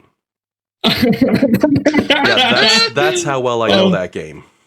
I do know it's Canary, but I referenced something else in the game. So, haha. Final Fantasy IX is awesome. It was an ode to Final Fantasy. It's every single character you see in the game is at itself a caricature of Final Fantasy. Even the white mage and black mages are from the OG. But oh my word, like I could go on and on and on and on for Final Fantasy. You've seen my shelf. You know how many times I've beaten these games. I'm recording them for YouTube when I get around to it. 2 is hard to play. 2 is really hard to play. But Final Fantasy. I love me some Final Fantasy. But I think everyone's back, and I think I could keep going, but I think I might drive someone crazy. I don't know. If you don't want them to have the mounts, just make them planetars. Oh yeah, that'd be overpowered. Or if you want to go like magical creature but still odd, maybe they've found a way to like employ or work with elementals, so it's just like straight up like Aang's airball in Avatar. They're just like go around in these like airballs and saddles. Oh yeah. Oh, or if you want to ride the fence of the party going, oh shit, this town's crazy. What if they enslaved devils? Imagine them flying around on the back of a pit fiend. Ooh, that's fun. Like, you're just waiting for it to backfire, but it never does. That sort of town I love. So something you mentioned. Good ideas. Gargoyles. Gargoyles. You mentioned the idea. Gary, oh god. Garen's a gargoyle who she really wanted to keep, but kind of pissed off Gary's owner a little bit. And by that I mean there was a we're best friends. I almost went to jail for him.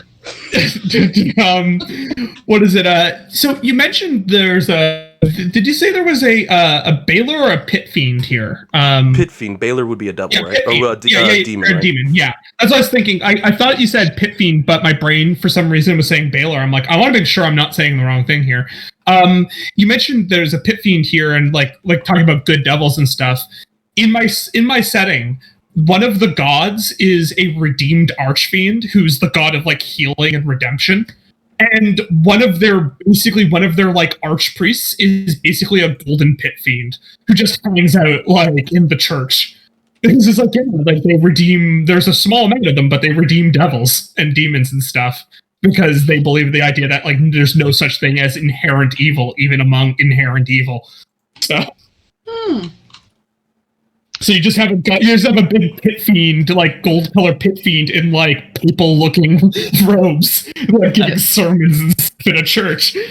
If there's no inherent evil in your world, how would you explain things like clowns? Well, oh yeah, that's fair. Sir, I just want to point out my favorite hero is a clown. I love the Joker. He's my hero. I was about to say Joker is not a hero. Joker is my hero. A worrying statement. It depends what your ideals are. Yeah, I think we might need to get John some counselling. Possibly that's not a correct statement. That's. Have I ever sent you a picture of myself?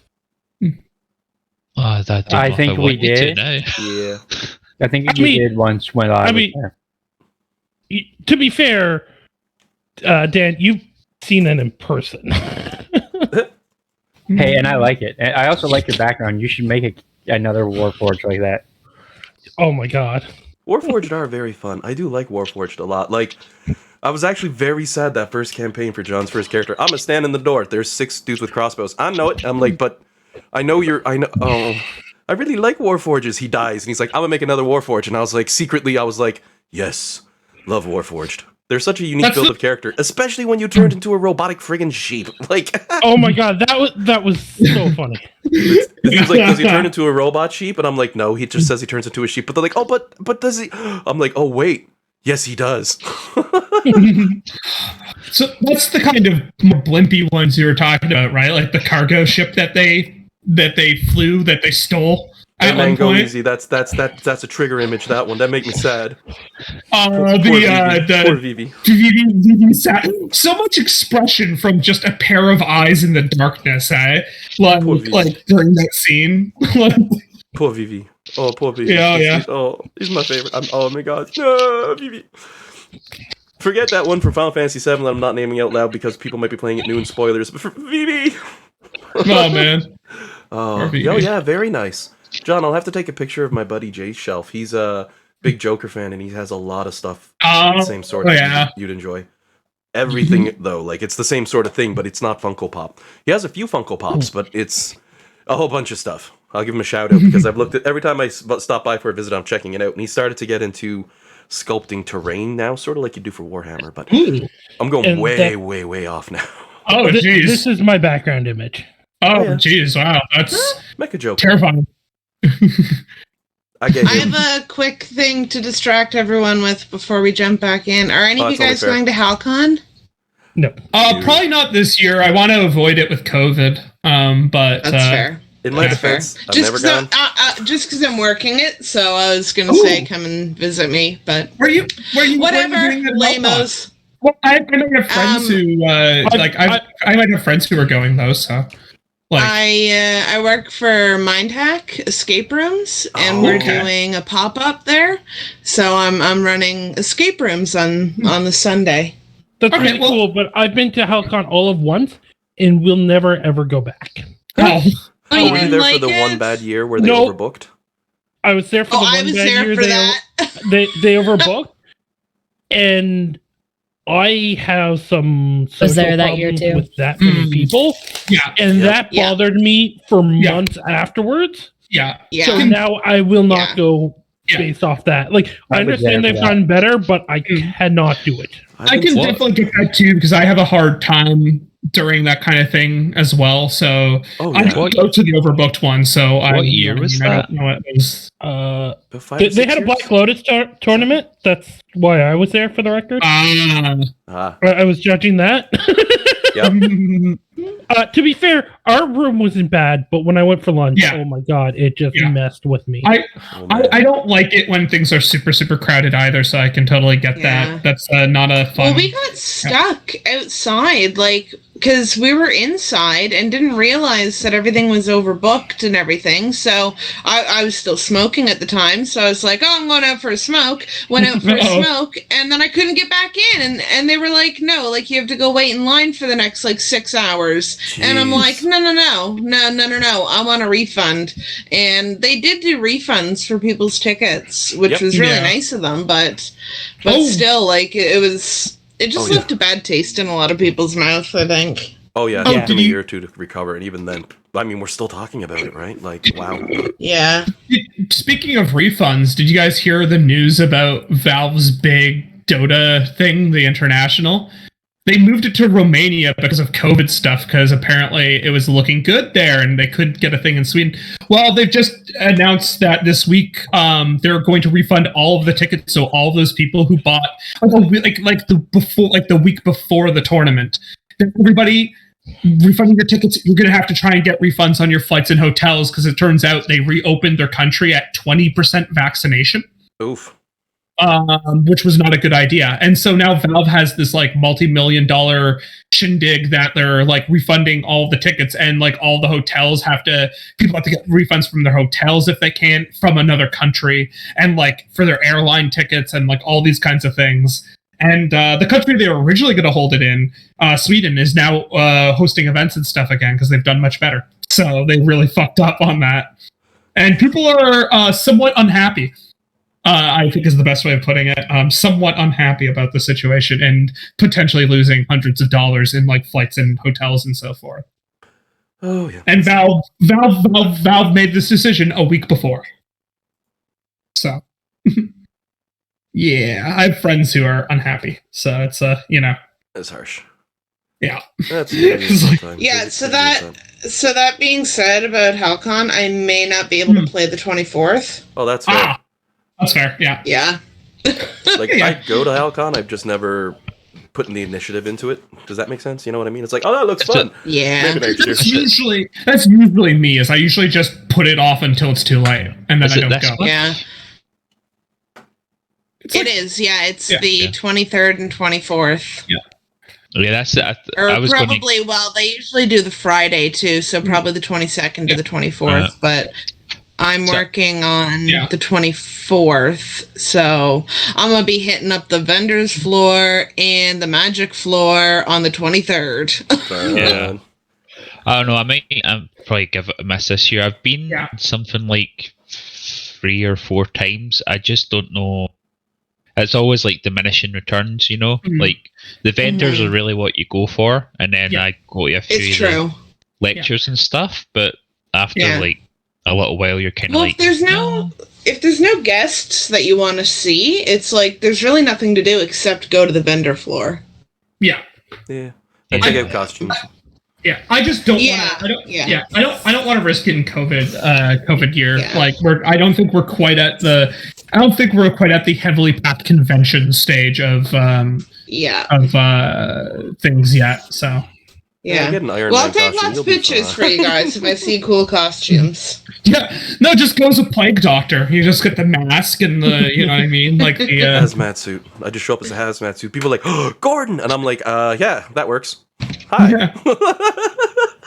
I'm joking, of course, but it's an easy joke to make. Yeah. It's like, this is a real hazmat suit. Don't touch me. Yeah. Oh, God. Okay, so that's awesome. Definitely take pictures and show us on that one, Courtney. I'll be excited to see. Yeah. All right. Let me get the music turned back a little up so we got the background ambience as things are getting ready. I'm going to take the game off. Sorry about that, you guys. Oh, I'm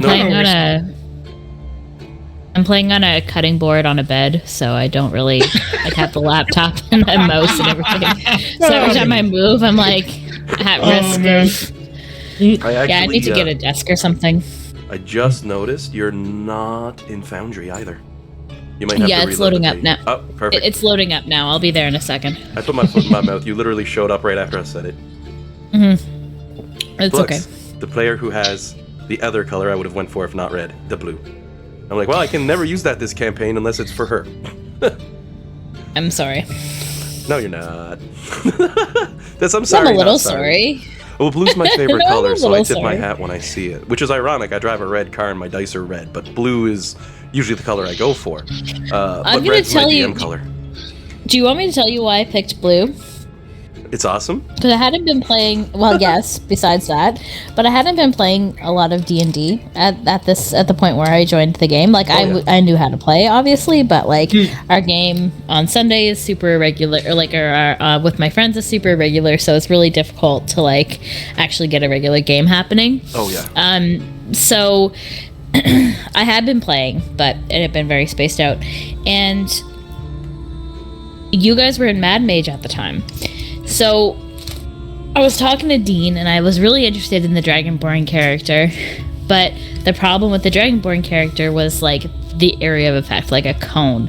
And he said, well, we're going to be in a dungeon, so there's probably going to be a lot of confined spaces, and he had recommended something that has an attack in a line, like a blue dragon, because then I could have more control over what it hits, as opposed to, like, having a broader area of effect. Like, it can be a little bit more focused. Oh, yeah. And I read up about the blue Dragonborn, and I was like, yeah, that sounds great, and I did it, and that was that. Nice. And honestly, that ability actually paid off really well in the low levels when it was like constantly being used to keep enemies at bay and all that. But then you got a really big sword. Yeah. Looks like this thing is shiny. I can really do some damage. What about your breathe weapon?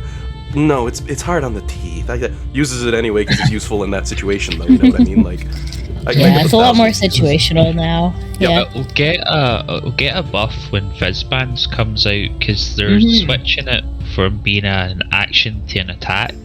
Oh, nice. I think that makes a lot of sense to me. Something I heard about, and I need somebody to confirm I'm not crazy because I haven't been able to find the reference to this since, is that apparently in one of the coming books, I think it was the new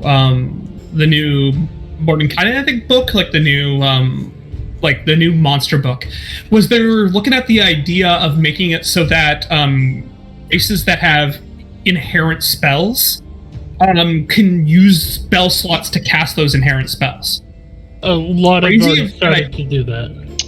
One thing they're actually doing is changing it up so that it'll be a feature now. So let's say I use a fireball at 3rd level, or now instead what I have is a fire explosion ability that has the same damage scaling and capacity as fireball that I can use on you. However, what this means is my monsters just became overpowered because you can't counter that. Yeah.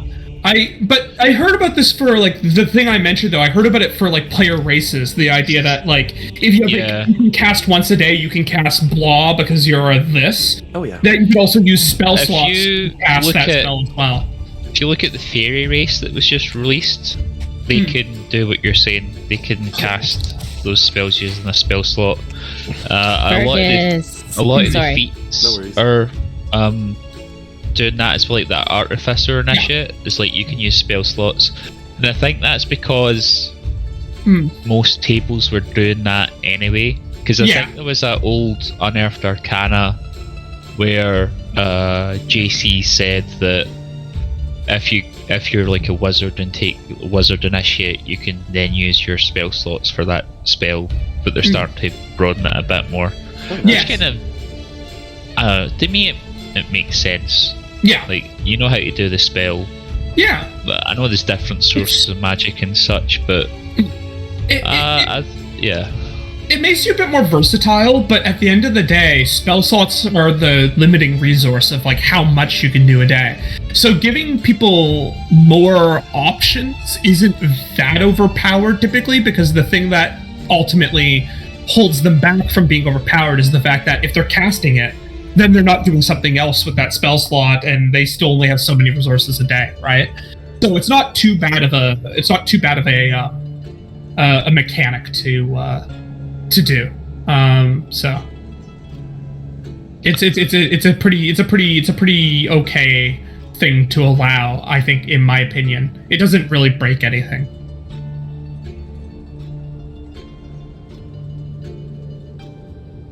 Yay, magic. Yay! Alrighty then, well, if we kick back in, picking up where we left off, because as much distraction as we have for all those side quests, like I said, if we start talking Final Fantasy, you're gonna lose me quick. The question that was answered was that Flux is going to be going first, and hopefully the turn marker indicator is gone now.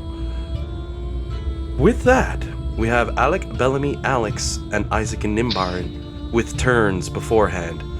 Any of you doing anything? I've already cast up my buff, so yeah. All right. And I'm currently concentrating, right? Yep. Okay, so then there's nothing. Yeah, I am too. I'm hearing a lot of my turn notifications. Did everybody else hear a bunch of my turn notifications? Yeah. Yeah. Weird. I can see it. I thought that was turned off. Like, I think I've always been able to hear the sounds, but only like in my turn would I see it's your turn, but then it just your turn popped up there, but then it did flick through to tokens that I have. I don't know, maybe the copies of the one character are throwing it off. Taking a look through it, it looks Did as you though guys it might have some refresh extra while we were gone? Yeah, I'm gonna reload just to make sure. I thought I did, but let's. Because it's not my turn or anything. It's not a huge deal to. No, it's presently Jade's turn. Because as Flux gets ready to go under, because you can see the eyes getting droopy as her head starts to bob a little bit to the side. And as an added bonus, you don't need to be continually holding hands in order to support this spell. Once it's cast, which it has been, it's in place, and it will now take one person at a time each turn. So, Jade, as you're sitting there waiting for things to happen, you hear a voice in your head. I feel bad for you. You know that? You're strong and a great assassin. But you got trouble coming. You got bad trouble coming. Your wizards may not sense it, but someone just cast a wish. Good luck, Jade. You're gonna need it. Too bad you didn't draw me out for this fight. It would have been fun. As the Sword of Cause apparently warns you of danger, in its usual cocky attitude way. Someone cast wish. Yay! And it wasn't one of the wizards who just did it to make a copy of Alex again. Even though it was them, but it wasn't them, but it was, you know? Oh, and that message only into Jade's head.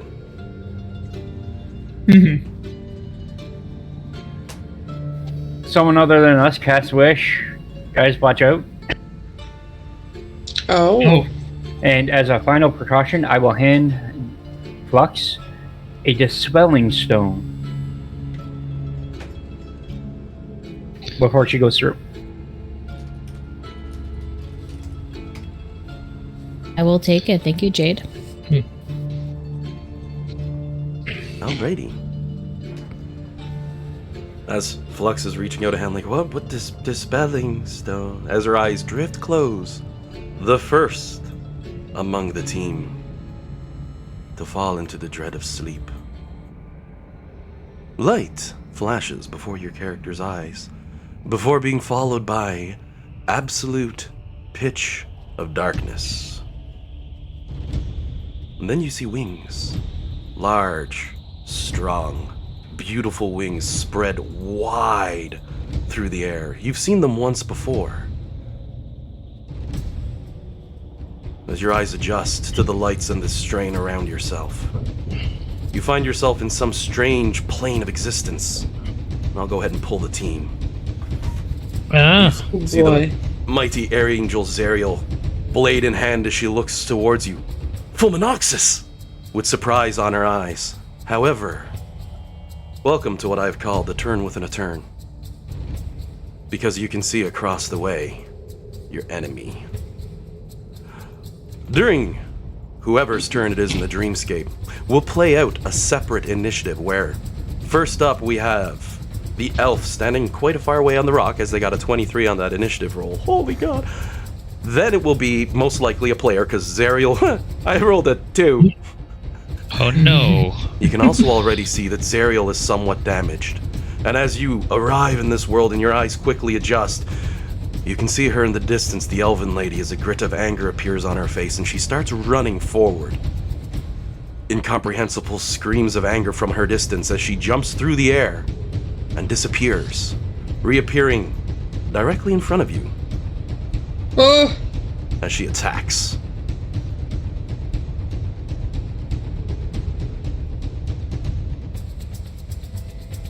Just give me a second here to switch my rolls over. It's being a little slow to click for one reason.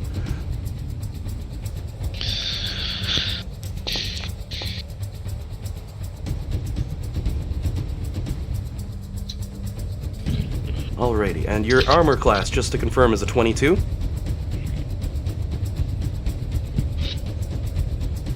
Yes, sorry. I was just writing Dispelling Stone before I forgot about it. Perfect. As she reappears directly in front of you, teleporting through the air, it would have seemed, 2 knees fly into the air and sledgehammer into Fulminoxus's chest. It's nothing too major, the damage. You only take... Let me just roll that up here. 2d6 points of bludgeoning damage. Oh. Be helpful if I put in the... I cannot type today.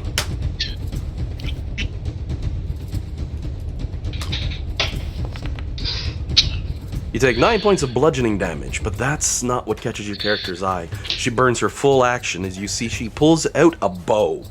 Mythical, beautifully carved, intricate design, with curves of aura and energy throwing throughout it. A look of sheer anger on her head as she brings it around directly behind your head. The bowstring, however, directly in front of your mouth. She grabs the string and pulls back on it. 4 arrows of purple energy suddenly appear. And she fires on Zariel. And she just screams, "I'll kill you all!" as she just lets loose. Who is this bitch? Does the bow look like Ray's old bow? Nope. Okay. Alright, that's a hit. For the first arrow, I'm gonna do all 4. Oh, that's a miss for the second arrow. I think only on Flux, though. I think Zariel's a hit, because Flux actually outpaces her for armor class. That's a hit, and... that's a hit. 3 of the arrows tear through you with their ethereal energy, while the 4th carries past the side of your head. However, all 4 of them strike Zariel.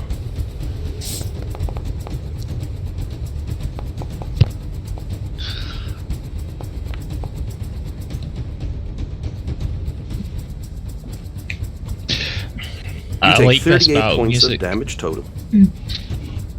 Sorry? Just I like this battle music. It reminds me of Battlestar Galactica.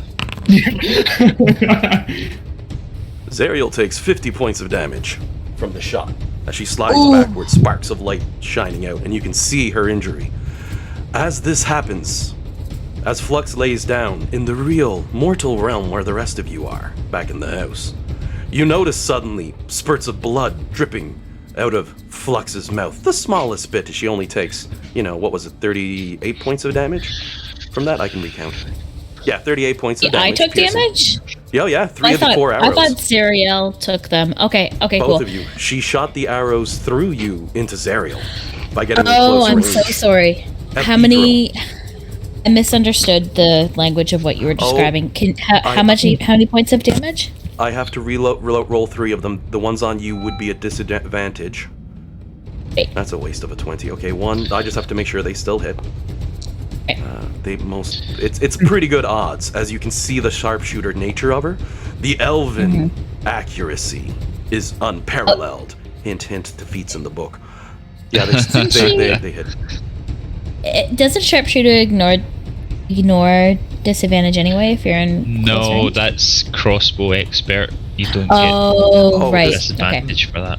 This is specific to her attack that she's using. She gets to hit 1 person in close range and 1 person in far range. Well, at least that's what it seems to be. But to hit you was much harder. However, those 3 attacks would still land for 38 points of damage, split up as 16, 12, and 10 specifically. Okay. And, to add insult to injury... where is it here?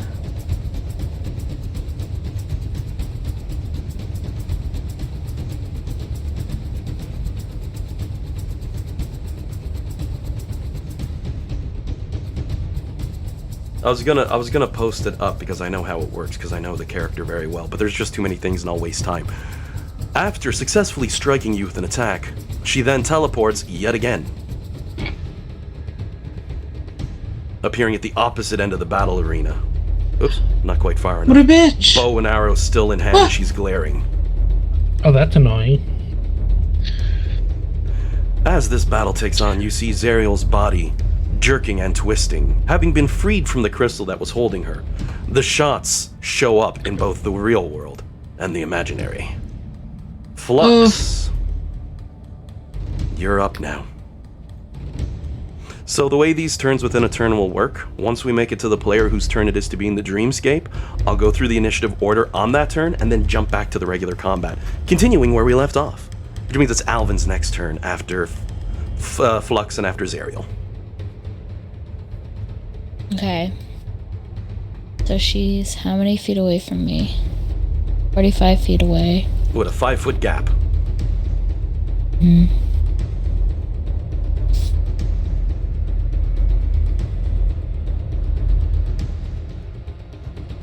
I mean, yeah. I'm gonna go there.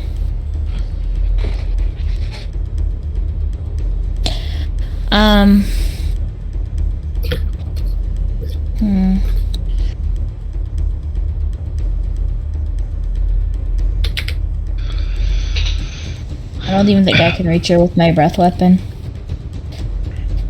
I will... Doesn't your breath weapon go 60, 30? I thought it was 15. I'll double check. No, the coin is 15, the line is 30 if I'm not mistaken. You're right. Okay. I have a feeling she's gonna pass that dexterity save, though. Okay. I will throw 3 lightning javelins at her out of my efficient quiver. Oh, wait. It's a new day? Yep. It is a new day. Let me just check something.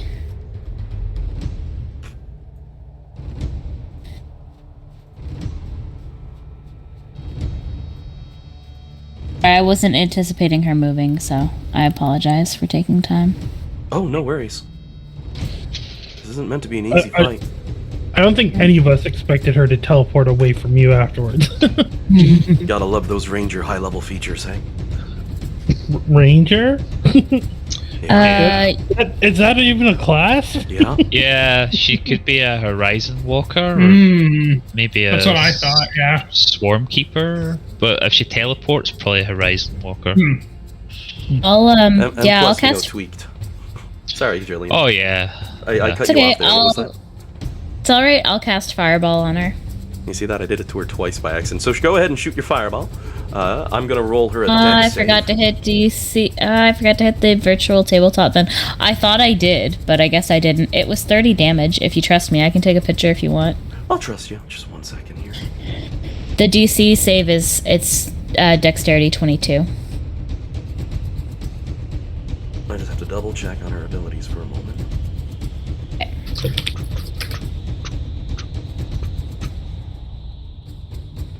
While you're doing that, I will take my D6 of healing. Yep.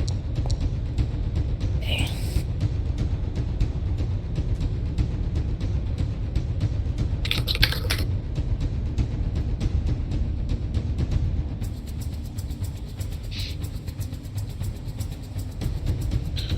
It's there somewhere. Alrighty. So let me give her a dex save because I had to double check that what she has and what she doesn't because it's a lot. A saving throw. She does pass for half. Okay, so it's 15 points of damage. And on top of that, she's going to use her reaction and trigger her spectral defense as you see a ward of light appears around her, further halving the damage to 7.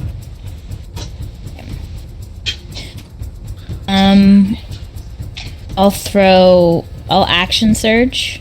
Alright. Oh wait, did you throw lightning shots at her? No, I changed my mind. Okay. I realized, because when I realized it was a new day, I realized I could use Fireball. Okay. Oh, I have to roll a D6 as well. Do we have 2 different songs playing at once right now? I did have I cannot cast Russian it again. Winter What? set to How will you mute, need but I'll turn it those? off just in case. Yeah. I don't know why. That'll help. I'm just curious. I'm sorry, It what was was- that, It Julie? could be a couple hours. It could be longer. I don't know. I will, I lost my train of thought. I was gonna action surge. Yep. And throw 3 javelins. Oh, is it the sword that lets you cast Fireball?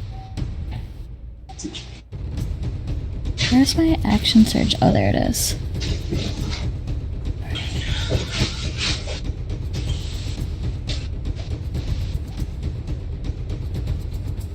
Oh my gosh, it's not coming up for some reason. It says virtual tabletop not found.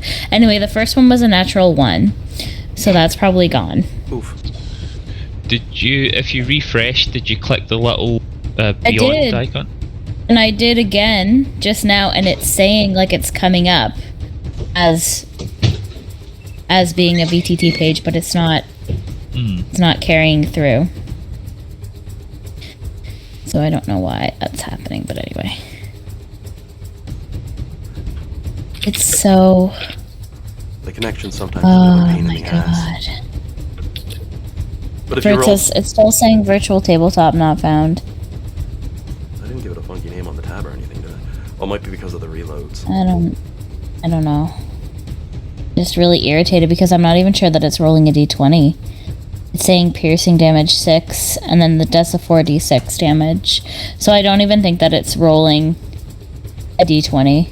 If I open up the campaign and go to I can view the dice, right? Just 1 second here. Yeah. 15 plus.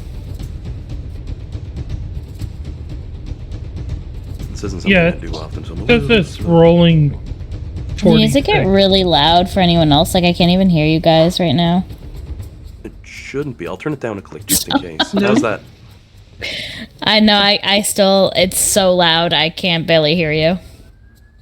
Just the drumming? Yeah. Okay, hit no, pause. it's the, like...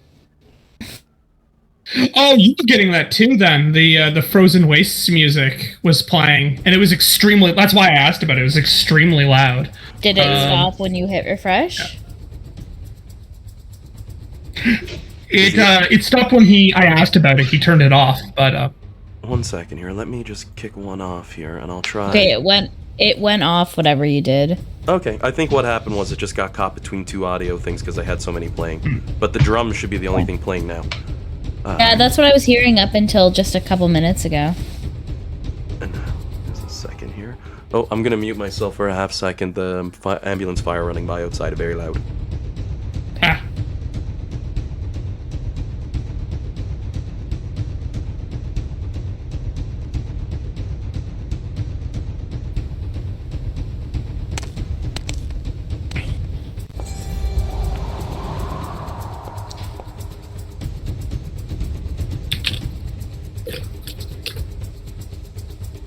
Alright, there we go. I'm just trying to figure out how to look up the dice rolls. That's not something I ever do with Beyond 20, even though, or D&D Beyond, even though it has a good capacity port. Because if you roll on Beyond D&D Beyond and I'm on the site, I can see your dice roll, right? You should be able to, although I've been finding it's kind of buggy lately. Because I've definitely been rolling. Yeah, but see, it just came up as damage. It didn't even come up as... Yeah, I not was rolling the looking at d20. The first two, it just rolled damage for your javelin. So I see you do two javelins of lightning, then two javelins of lightning, and then a custom roll of a d20 of a natural 20. Is that? What? So it's not... Oh my god, I'm not irritated at anyone. I'm just so frustrated by what's happening right now because I'm not seeing any of that, Dan. Like, all I see is damage, damage, damage, and then it cuts off. All the custom rolls I'm seeing are Isaac's. I see a 3 as a custom roll for me, and then just damage, damage, damage, damage, and then it cuts off like mid-box, and I can't roll down any further. I'm not even sure how to pull up the box to show what the dice rolls are. I'm not sure where that's at. Well, here's what I will say. I don't mind using the damage that Roll20, or that D&D Beyond rolled for me. The D20s are my die rolls. I just rolled them straight up. I don't know what I have to remember what I add to it, but I don't know how. It's my proficiency bonus because I am proficient. So it's at least a +6 plus my strength, I believe. It depends because they're javelin. Give me a moment. Because you're throwing javelins, I believe it's dexterity. No, don't. Thrown weapons use strength. They still use strength unless they state otherwise. Ellen, I just sent you a little snippet with how we get to it. See? I don't know if I don't know if you see it or not. Jillian, you receive a +15, a 13, +13 on swinging with those javelins. I just pulled it up and Beyond, and where you've got a 15, a 17, and a 7. I'm just doing the math because, yeah, that's frustrating. Oh my word. Definitely not fun. Let me quickly do the math. So your lowest roll on that is 20. And then you've got a 15 on a 15 and a 15 on a 17. Two of the three hit. So what did you get for your damage rolls? I got... let me just pull up this thing again. The first damage was 8, and then she has to do a dexterity saving throw, but I think she's going to pass. It's only DC 13. I have a feeling that she can't fail. You are correct. 13 is not high enough to trigger a fail.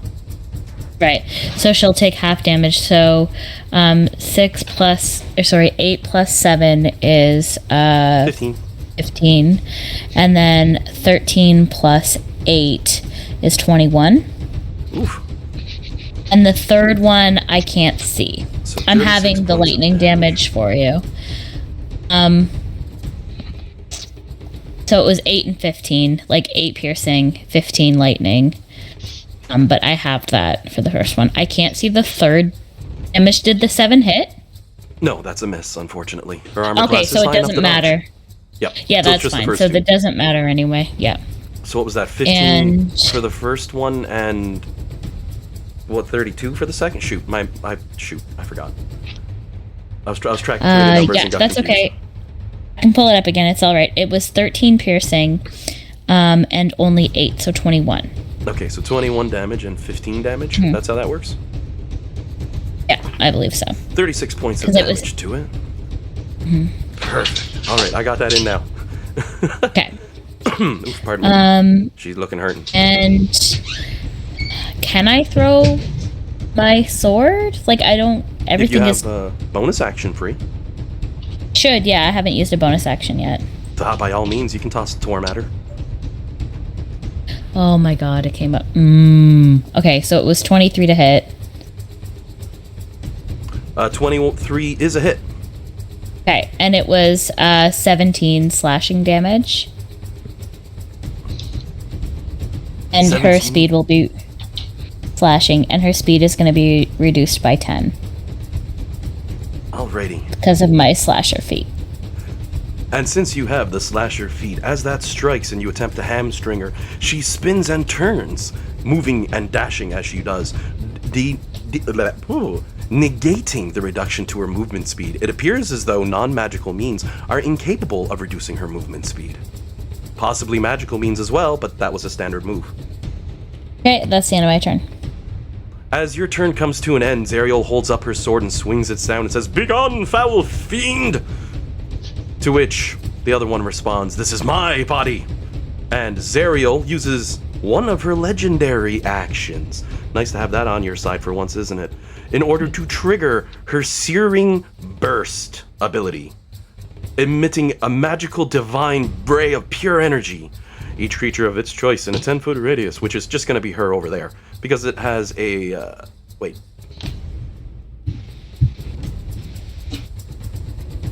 What's the target on that? It's not clarified enough. Shoot. It doesn't matter. Zariel can fly and she can move 120 feet, so she's scorching the battlefield to get over to the other one and using the ability, because it doesn't say on here whether or not it's 10-foot radius from herself or she picks a point within range, but it doesn't show me a range, so it has to be self. Does that make sense? My brain hurts. That's fine. I just wanted to warn you, I accidentally saw it because I was just hovering, but I can see her max health. Zariel's? And no, I can see her name, the person who she's fighting. Oh, the other I one. see spell slots. Yep. I see her AC. Interesting That's how okay? dreams work.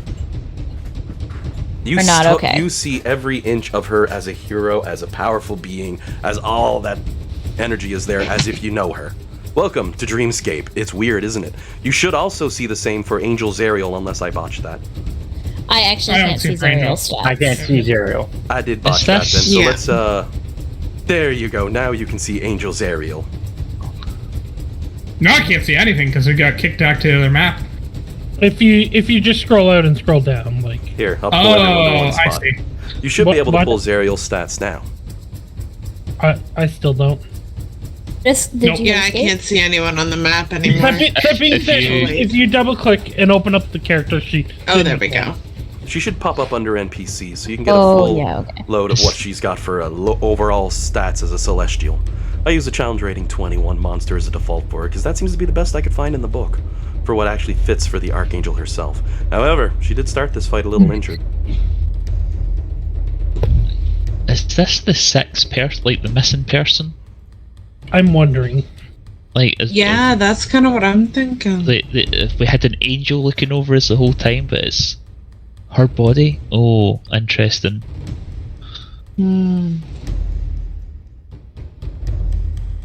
Zariel uses her Searing Burst for 2 of her legendary actions,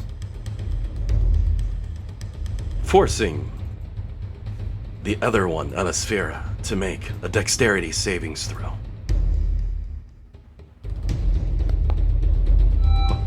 Oof. Good job to her as she does a barrel roll, dodging the attack.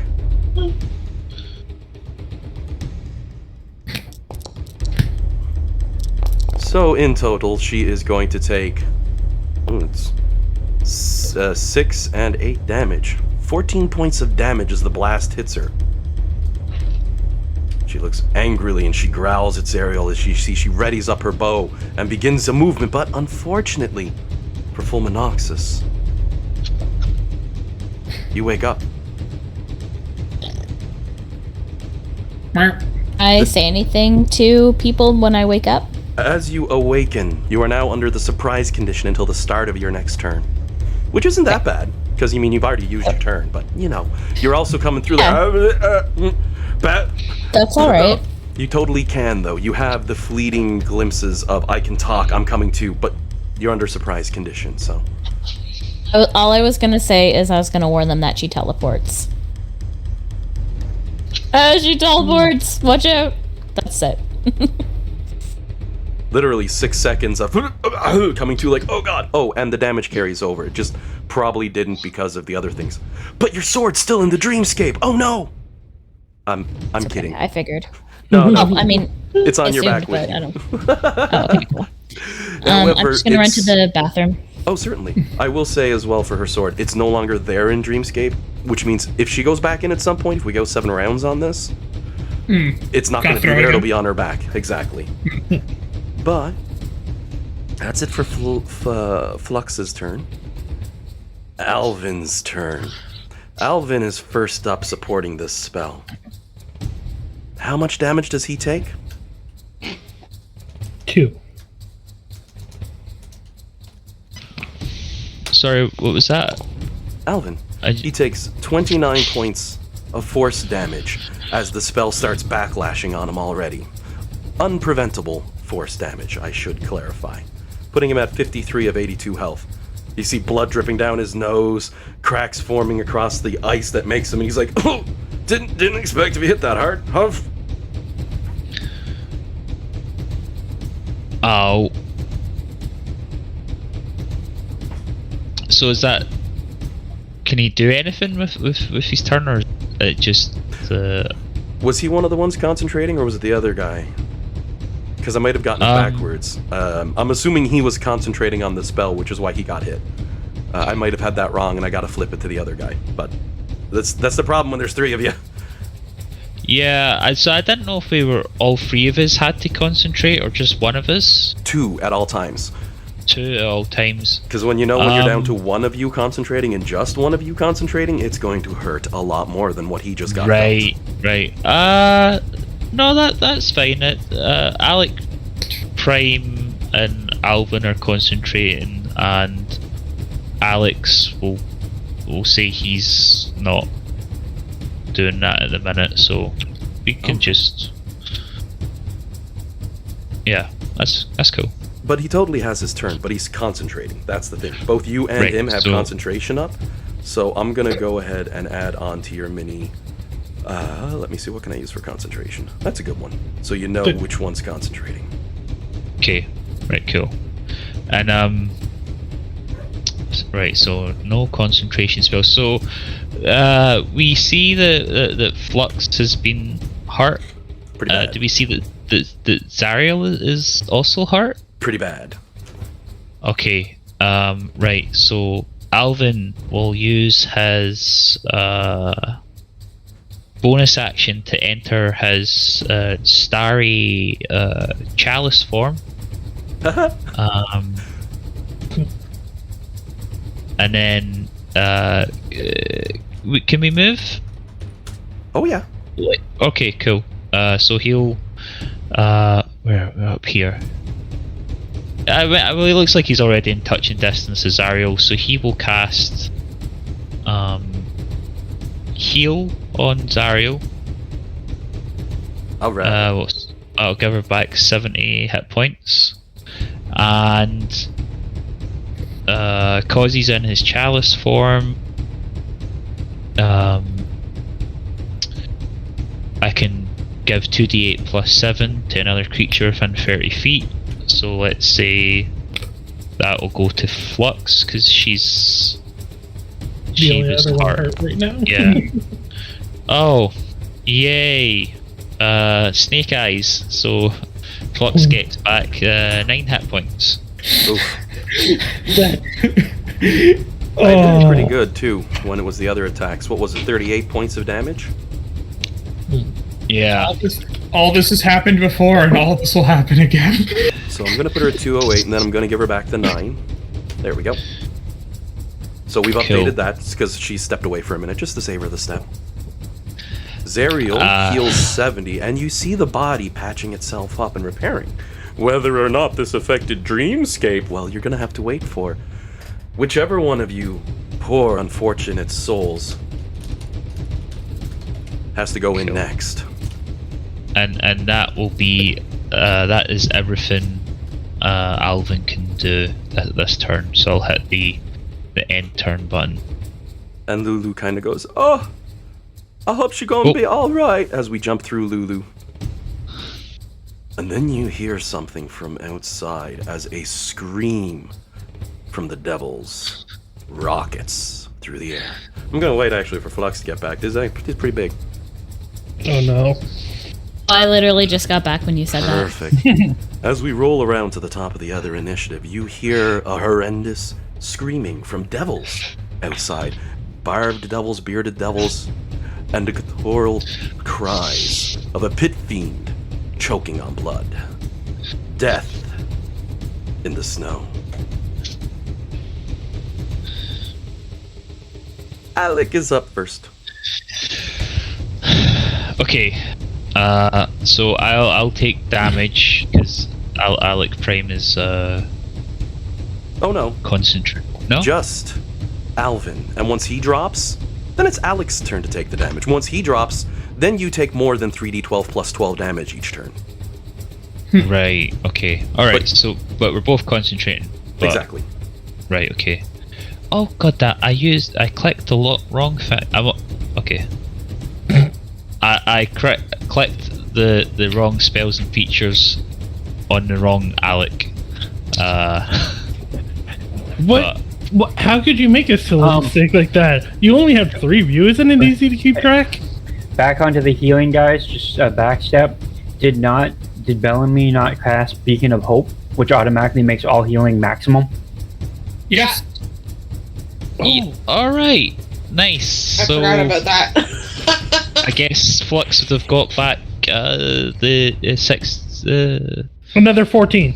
Yeah. Oh, you healed me? Thanks. Yeah. Yeah. Sorry, I would have chat talked, but I've been cleaning my keyboard. I picked up a sandwich and it went bloop, and a drop fell on the keys, and I was like, "Oh no!" I'm good then. I'm good. I'm just putting the batteries back in. Yes, Beacon of Hope was cast. I've completely forgot about that because heal does a drop of 70, right? Yeah, that's fixed. And Jillian, I did update your health for the damage you took and then the healing you got, but the extra 14 I didn't put on yet because you had stepped out for a minute. Yes, I just added it now. I'm at 209, which I think makes sense. Oh god. How the heck am I ever going to throw something stronger than that at you? You know, like, even pit fiends only have 300 health, for God's sakes. I mean, my max is only 238. Like, it's not bad. 238. Oh, Still not as strong as a pit fiend. Oh, no. Right, Alec's going to enter a starry form as well because he can hear trouble a-coming, so he'll enter the form of... Oh my god. Wonder Twins. Form of... Should I go for all 3? Should I go 1 chalice, 1 dragon, 1 archer? I can switch forms. He'll go... I'm going to start writing this down, Jesus. Right, he'll go... Right, he'll go archer for now, because everyone's good on the healing, I think, just now. And yeah, because we don't know if... Yeah. As you switch over, Alvin's going to look at you. Whoa, you turn transparent!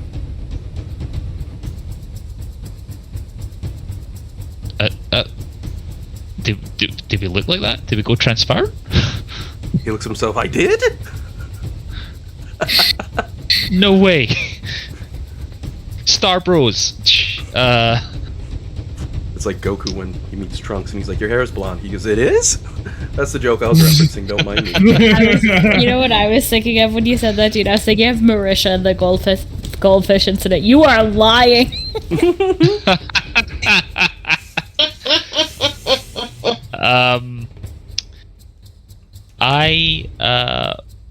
For lack of anything better to do, will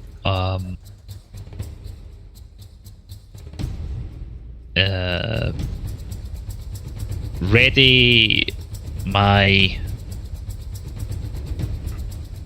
staff as an attack action. If anything bursts in, tries to mess with us, I'm going to take a swing at it because I can't hold a spell. So that'll be my turn. So I'm curious to see if the healing carries over to Zariel, Dream Zariel. Alright.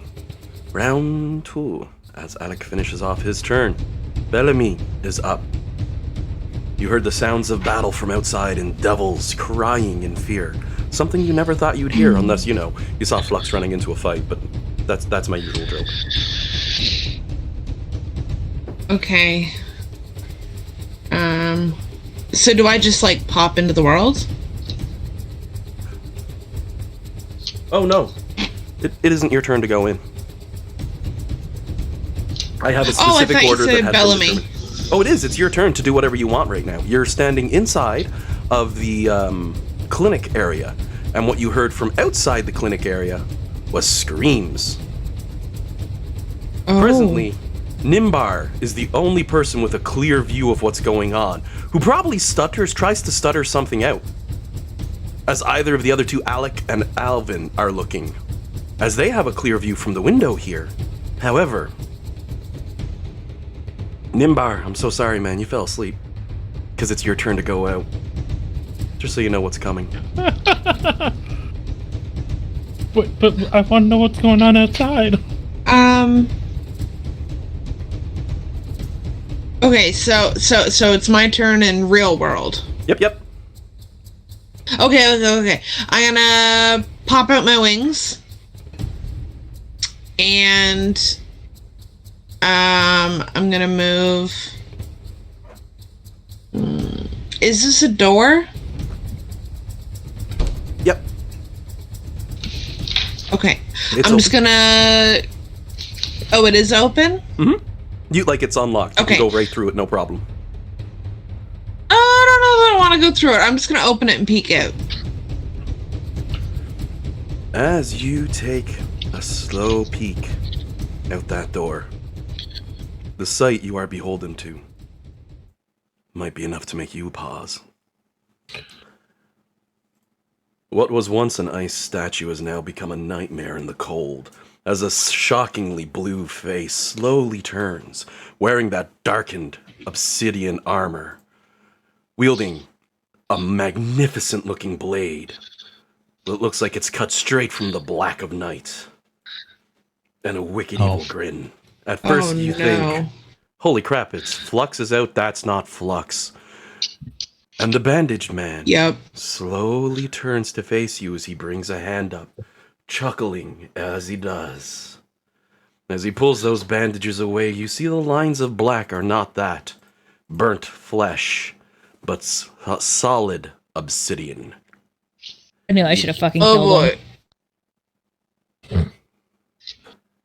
Oh boy. Oh, for fuck's sakes. A slow smile draws on evil Fluminoxus's face as the obsidian doll looks, pulling the bandages away and chuckles.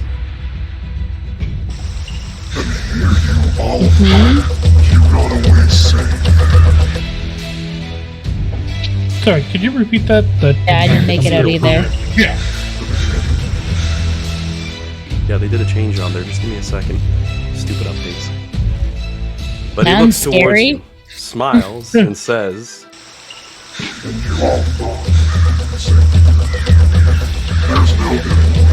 Cannot make out anything he said. You all thought you were safe? Your computer is doing you real dirty. Yeah, it's adding background music. Hold on, I got it this time. And you all thought you'd be safe on the 8th layer of hell. Oh. We're in danger. You see a purple glow surrounding evil Flux as she bears that magnificent-looking blade. And Jade, you hear her. Told you. Bellamy, what do you do? Oh boy. Well, I've used my action to pop out my wings. I should add, the sword she's wielding would catch anyone's eye. You're all more than welcome to roll a perception check as a freebie on your turns to see if you might recognize the legendary blade. Is my passive high enough at 20? Can't be a passive, has to be an active roll. Oh, okay. But if Just it's make a 20, roll, you're you'll getting get a it. plus 10. Like.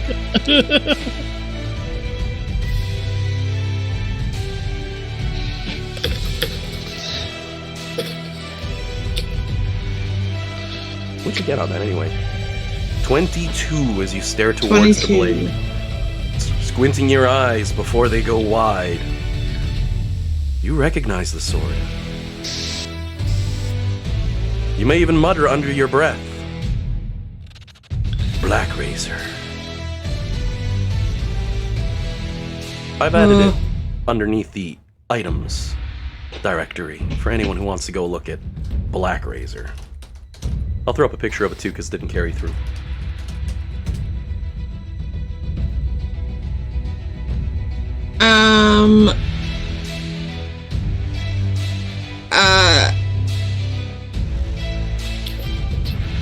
Oh and boy. You see lying dead on the ground a pit fiend. Not. And I've already rolled their initiative orders, so by all means.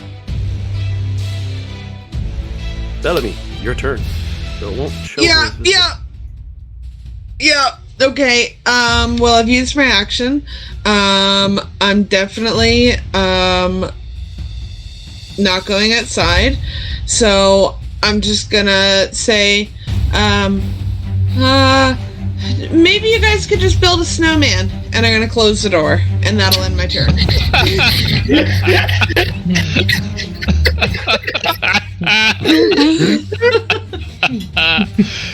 Oh boy. Brilliant. Lulu giving Bellamy a weird look, Bellamy just shaking her head. Like, no, don't go outside. It's dangerous out there, guys. We need to stay in here. It's dangerous in here. Dangerous everywhere. Yeah, that's my turn. That's all I got. Alex. You know, Alec Clone, number 1. Okay, The Alex. best drinker in the house. or least worse, of course, according to Nimbar. Okay, Alex. Well, he will rock you. He will bonus action, starry form.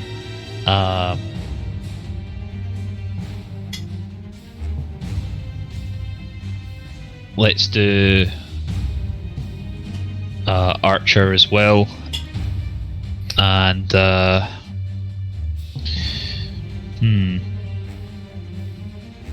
You said I can see out the window?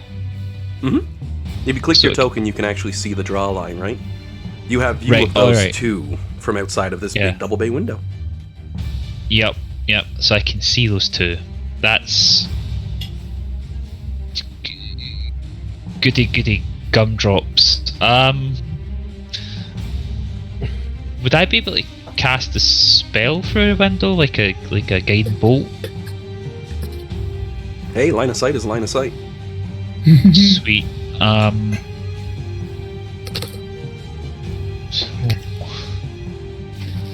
Who do I have absolutely no idea who I should attack though. The closest one? The closest. I'll attack the doll with a guiding bolt up the butt. Well, reference there for any campaign one fans. Yeah. And let's hope this hits. I blew Dean's mind the other day when I told him that you were saying that you preferred Vox Machina in a lot of ways, Courtney.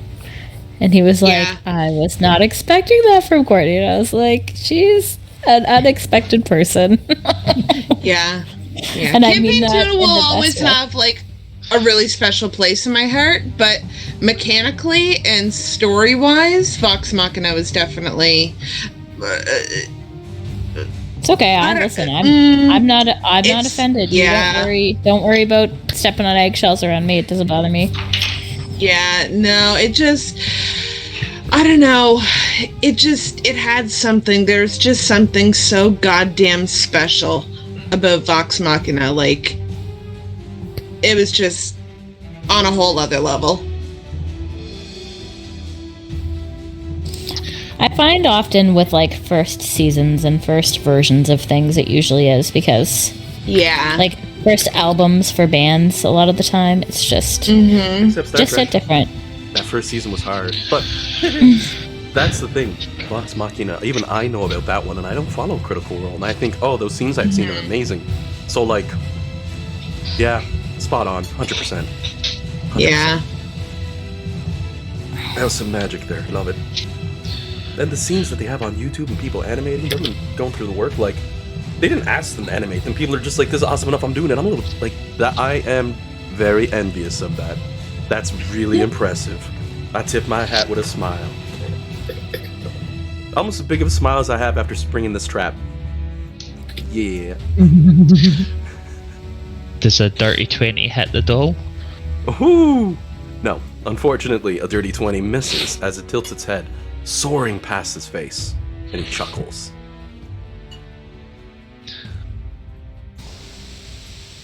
Alright, Chuckles. I think that's my turn. Alrighty. As we pop over to the Obsidian Doll's turn. He walks through the snow, leaving a trail of smoking footprints in his wake. The same darkness and void shadow behind him. And what do you think he does once he makes it to that door that Bellamy closed and leaned up against? Oh, build a snowman? He knocks. He knocks 3 No way! times. There's no one home. I got the super echo when you said go away. Yeah! Did you do that It on was purpose, perfect. Courtney? No, I didn't do that on purpose. Oh, no, that I was don't a know glitch. what Like, happened. go away. It was amazing because that like, worked really well. Love that for me. Isaac, your turn. Can I just ask? Sorry, I'm so sorry, Kieran. I just wanted to ask really quickly. Now that I know that a lot of stuff is happening outside the cabin, is it that every time somebody goes into the dreamscape for the first time, they're going to be surprised? Is that why I'm surprised? Yes, when you come out, you're under surprise condition until the start of your next turn, which is worse than I could have made it. I could have made it until your next turn. Is it every time you go in the dreamscape? Once you come back, yep. So I'm gonna be stunned unless I tell. Until the start of your turn. Once your turn comes, you're like, okay, I can do things. But let's say if I go did back some- in the dreamscape, then I miss my entire turn again, right? Yeah, but you know that's not going to happen anytime soon. There's 4 more players who have to cycle through first before it goes in. Sorry, Kieran. I just wanted to clarify that. Important. I'm just going mechanic. to the bathroom real quick. I'll be right back. Sounds good. I didn't think I made the game that scary, but okay. Alrighty, so Kieran, what are you gonna have Isaac do as the Obsidian Doll knocks on the door? I'm gonna take a step back for one. And I'm going to cast on myself a quick. And I can cast this without using a spell slot because of my what's it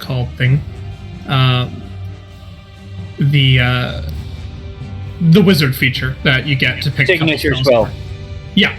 I'm going to cast a mirror image on myself. Which might not work against this guy, but if I can do it for free and, you know what I mean? Like, I don't want to open that door. So this just gets me ready for it, right? So. Yeah, that's fair. I put a little icon on you for it. And that will probably be my turn, because I don't think I have a super compelling use for my bonus action at the moment, so. Alrighty then.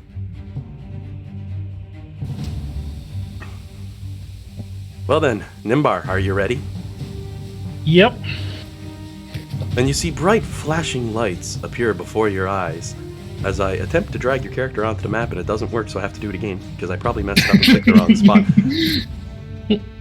As the things peter through and you see the dreamscape fading away, you notice, as you look down, your arms are draconic, blue scales and talons and claws, and you're like 2.5 times your normal height, if not taller, but it only lasts for the most brief of instants as your body reconforms itself, rebuilding, sizing down to exactly what you are, a brief instant. You're allowed to do an Arcana check if you're curious what the hell just happened, or you can just run it in the battle. Oh, I'm definitely an Arcana. That's a freebie check. You can just give it a roll. What'd you get on that with advantage? 25. 20. The dreamscape auto-adjusted those who walked inside of it, using the temporal magic that you can see at your feet coming through here, so that the form Flux was leaving and you came in through using the same barrier. Ingenious. Though this is going to be very odd for anybody who shifts in, as for a brief moment, they will literally know what it's like to stand in the shoes of their ally. Which, like, I think this is the biggest change you could get. Exactly. From Flux to Nimbar. He's like, whoa, so that's what it's like to not be short. Interesting. Maybe I'll cast some growth spells. But there's still not the same degree of combat. Which means now it's Elisphira's turn. When she sees Nimbar come, she's going to repeat the previous attack she used, jumping around and flipping behind Zariel, after making a quick attack check to see if she can land a strike.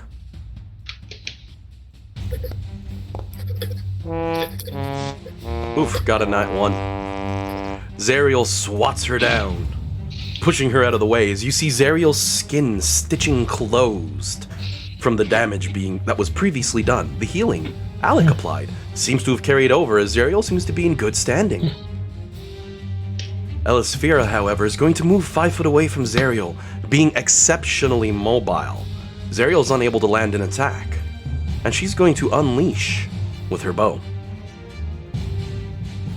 Everyone catch that keyword there, mobile. Yep. As she goes to draw her shot, she glares and narrows her eyes. And you can see she triggers more of her powers and features.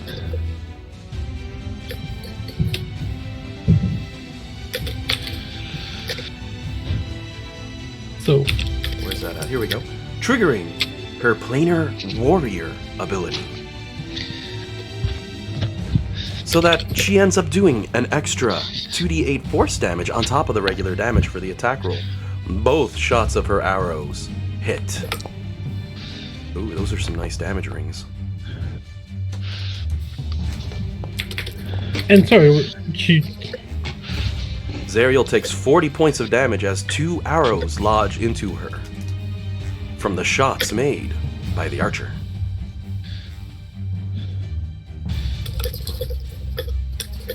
And as she finishes making her shot, she disappears once again, teleporting further back onto another rock as she prepares herself. As her turn comes to an end, Zariel's going to use her legendary actions once again.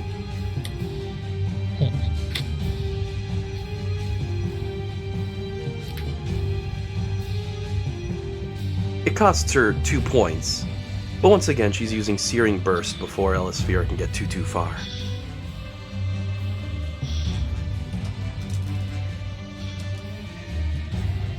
Let me just do a flat roll on that as she does a dex save to to see if she can take a half.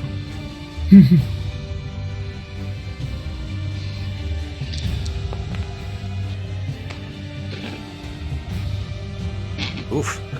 Elsphere triggers her legendary resistance to automatically pass, which puts the amount of damage down in half from that attack from Zariel, which was 24 points of damage, dropping it to 12 points of damage. Okay.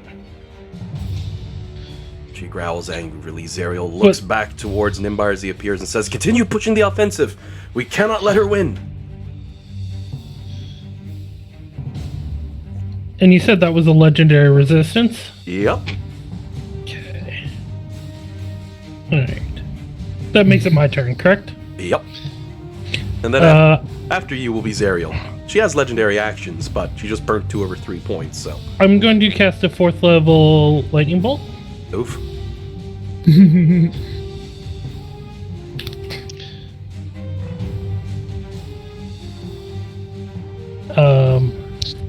So a DC 25?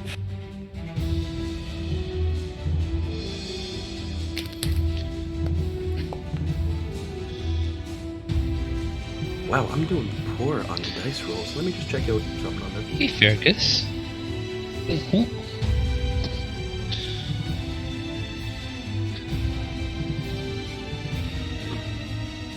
You're sure? That should have hit. But you've never seen someone so inexplicably lucky, ducking backwards at the last second to dodge it.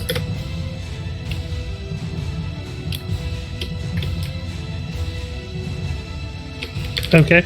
Well, then she takes half of 54? No, she takes... It's half damage on a dodge, is it? Yeah, half damage on dodge. All right, and she's going to trigger in her reactionary ability to cut that further in half. Does she get multiple reactions? She has that... Oh, right, she used that on Zariel. Thank you. She does not have reactionary, so it's going to be 27 points of damage.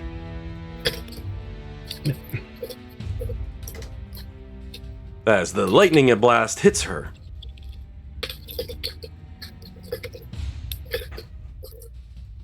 Anything else for your character's turn? No. Alrighty. Zariel's turn, bolstered by the extra offense you are all providing. She flies in to swing her sword with her multi-attack.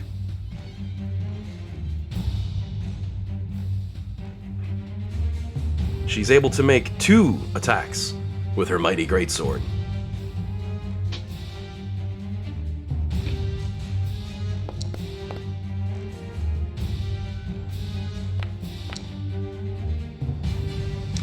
One is a hit and one is a miss. As she lays into Elsphere with a mighty swing. Elsphere is going to trigger her incredible luck once again to force Zariel to re-roll the attack roll that hit her. Which now turns it into a miss, as Zariel rolled a 5 on that attack. So Elsphere dodges the swords with incredible skill and power. End of this round. As you fade out once again, you're sure, however, she wasn't looking good by the end. And we'll go back to the main map. Nimbar, you are suffering under the surprise condition until the start of your next turn. Jade, you're up. I love those turns within a turn. They're a little wonky.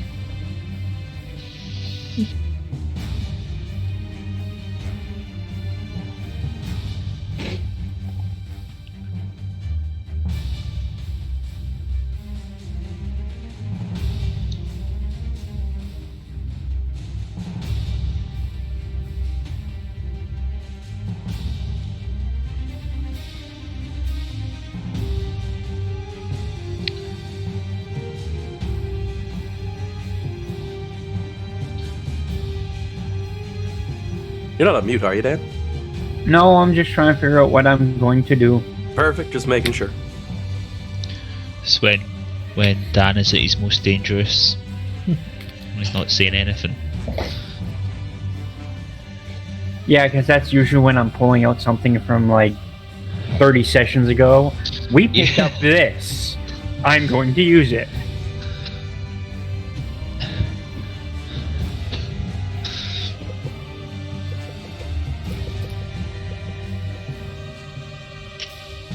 It's a really good thing that when we had that really cool magical shop that we could buy really useful things for, that I bought an ivory goat of terror. Go, Mikey, go. Super useful, super useful. Little did you know, Dusty has a fear of farm animals. Yeah, yeah. Be some 90s Saturday morning cartoon bullshit right there. Now, my greatest weakness. Okay. Oh, man. He just sits there eating the goat, you know what I mean? It's like, I can't resist.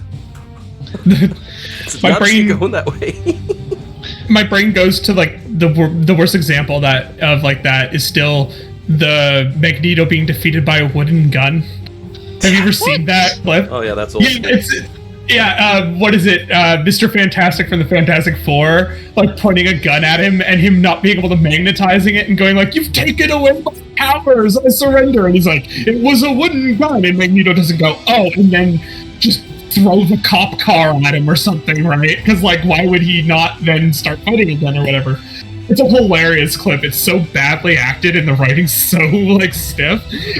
A wooden gun. A wooden gun. he assumed since he couldn't magnetize it, he lost his powers and didn't try on literally anything else. Like the iron in his blood or anything like that, or like even when the cops showed up, they all had guns, right? Like, or like just those. Even if he's lost his powers, I assume like base requirement for any kind of super suit is like bulletproof. You gotta still run away. Yeah. You're like, but even, I've got like, no powers. All right, peace. But I think the gun isn't even real either. Like he finds out too. Like it doesn't shoot or anything. He just gives up. He's just like, well, I guess I lost that. Just like, what? Yeah, that's That's one way to do it. I'll link the clip in off topic so you can take a look later. Yeah, I got nothing, so I'll just end my turn. Alrighty. Lux, you come to. The surprise condition is over on your character as you hear a knocking at the door. And Bellamy's like, don't answer it.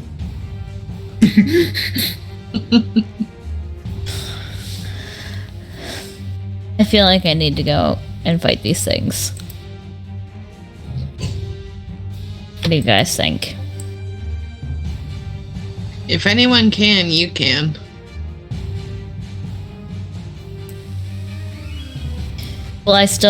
Do I know if I'll still be able to go into the dream if I leave?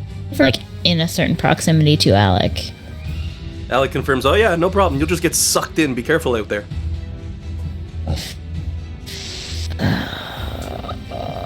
Okay. I'm gonna go for it.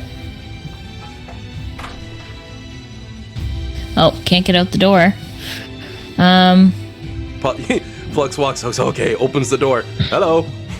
Sorry for standing on you, Bellamy. I will. No, that's okay. I'll come up here just to get out of your way for your turn. I will. I can't do a shove. If I use a shove, it will take my whole action, won't it? Yeah. I don't think you can swap a shove in. Let me double check. Because I've looked it up before, and I think it's like you.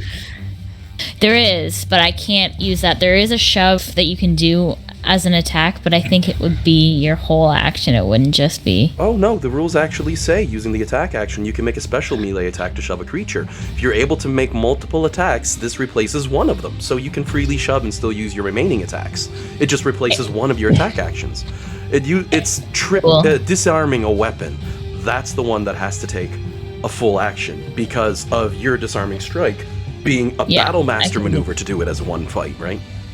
Right. Okay, yeah, I'll shove him. I'll try to anyway. I don't know how it's gonna work, but I'll try. Alrighty, instead of making an attack roll, you have to make an athletics check, or strength base, against their strength athletics check. If you win the contest, you either knock the target prone or push it 5 feet. But Sorry, I'm not for fuck's saking at you. I know the rules are long, I gotta say them. No, it's... I rolled a 3, but I'm gonna use Fortune Favor and try rolling it again. Awesome. So you go ahead, I'm gonna also... fireworks off on the street? Well, it's her parents' house. She lives like a street over. Okay. I can hear Jordan. Hi, Jordan! Oh, really? I hope the fireworks are awesome.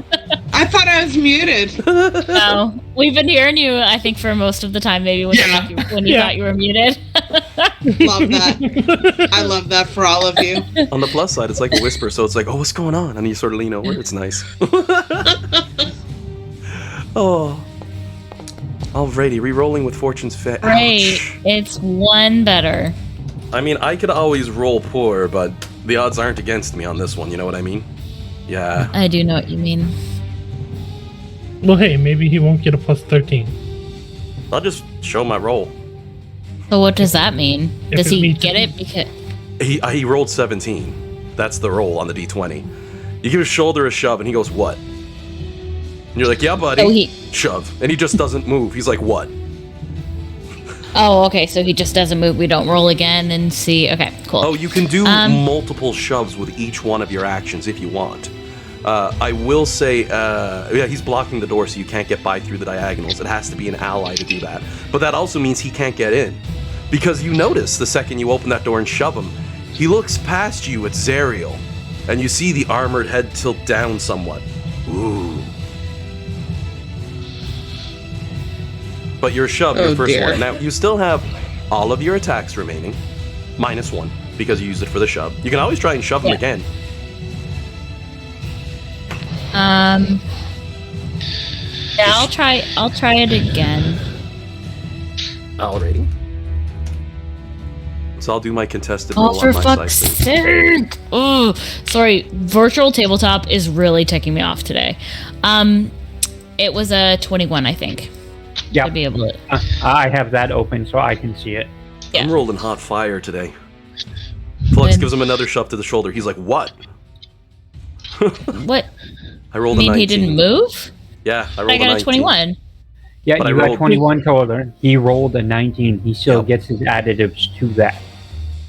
Oh, that's 19 flat, not 19 total. Oh, okay. I was thinking it was just. Oh, sorry. Okay. The Obsidian No, Doll is that's one of okay. the few creatures I keep all of its stats off paper. No, that's okay. Yeah, I'll just attack it then with my last one. I will say, as you reach for your weapon with despair, you notice he doesn't seem to have interpreted your attacks as attacks. Since you gave him shoves to the shoulder, he's like, what? And doesn't seem to be ready for combat at the moment. If you swing your sword now, you'll have advantage on the attack. Well, I rolled a natural 20, but it's on D&D Beyond. I'm sorry. I keep. It's not you. It's the frustration of the systems. I feel it for you. I'm using the Vorpal Blade, though. So what does that mean? Lots and lots of damage, because he has the legendary resistances. Right. He's like, what? And Flux just grabs him by the shoulder and, pretty much pulls a jade and slides the blade through his chest. Go away. And he's like, as badass as I want him to look and all that, as he's standing there taking a full-on crit from a Vorpal sword, you go ahead and roll those crazy high numbers, because it's like something silly like 66 or 8d6. I gotta pull it up to see. It's 68.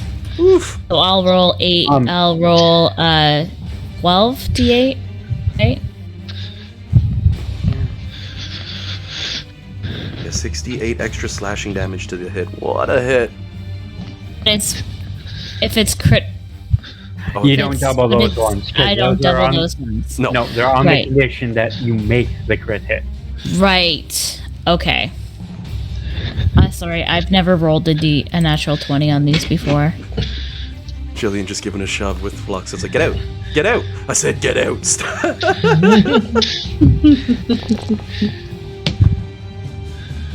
Oof. 68 plus 6. That's just the extra damage. Because it's 68 for that, and plus 6 for the plus 6. And then your actual regular critical attack roll. What is that for? Oh, wait. Oh my god, I'm so confused. Oh, okay, sorry. No, I'm just... Sorry, guys. I'm just having a hard time with things not working the way that I'm used to them working. Oh, that's understandable. And we're getting close to 2 o'clock at this point. I mean... I like the 4-hour line because it gives our brains just enough time. So taking a quick peek, you've got the 6d8 that you've rolled. I'm going to take the +6 off because I don't know where the extra +6 comes from, because you get +10. Oh, I did that by accident. Sorry, I was thinking I was adding the dice together to... yeah, I don't know how to work Foundry. I always roll from Roll20. And your regular attack was 1d8 +10 for damage. So 2d8 +10 for your damage itself. And I think the Blade of Avernus, does it have a passive damage as well? I don't think. No, it doesn't. It doesn't add anything extra. Good. I was going to say that's enough at that point. So 15 on top of 42. 57 points of damage. If she's wielding it two-handed, it's 2d10s, not 2d8s. Oh, my bad. Yeah, I didn't clarify, but I have been using it two-handed since if you could roll since 2d10, I started. My mistake on that one. Yeah. No, that's not your mistake. Oh god. Oh, that's a 1. Well, that's only one of them at least. Do we get to re-roll it? Right. To re-roll it. Yep, because it's a versatile weapon being wielded like that. So that's a 3 for your first one, and roll the other d10 for the crit. Oh my god, I'm sorry. I'm so frustrated with the system right now. Oh no, that was a d8. Oh shit, yep. Well, shit damage. 17 points added on top of the 36. 53 points of damage to the obsidian doll as you basically cut a chunk of obsidian off of its shoulder. It turns looking towards it before the featureless face slowly turns back towards you. Ow, that hurt. That's not very neighborly of you. Anything else for Flux's turn? No. All right. So after Flux, we got Alvin. Alvin! Yes! and the chipmunks, or just Alvin? Well, don't say that. That's the rest of yous. I can't concentrate to summon the chipmunks just now. Alvin looks at the door and goes, "Oh shit!" because he's also going to take damage, so... Let's give that a roll to see how much he takes from the blowback for this round. 32 points of damage to Alvin from the force feedback of the spell. Ouch, kibibbles. It's a kibibble of ouches. So he's down at 21. Unless I roll real low, he's got like 1 turn left. Yep. Okay. Right. Let's make it a big one, Alvin. What you got? Meanwhile, he's probably thinking, compared to that crit on that Vorpal, not much. Shit. Yeah. I love the big numbers. Yep.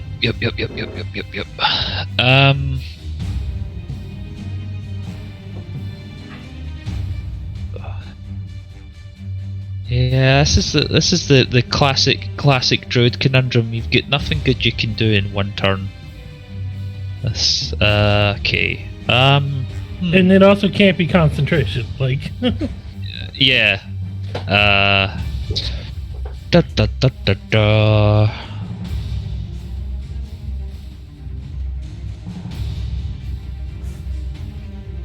Okay.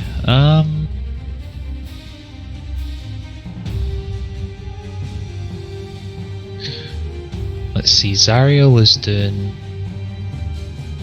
all right, I think. It's out here that's the problem. No point doing a save because they'll resist it. So I mean, we do have to burn through those eventually. Yeah.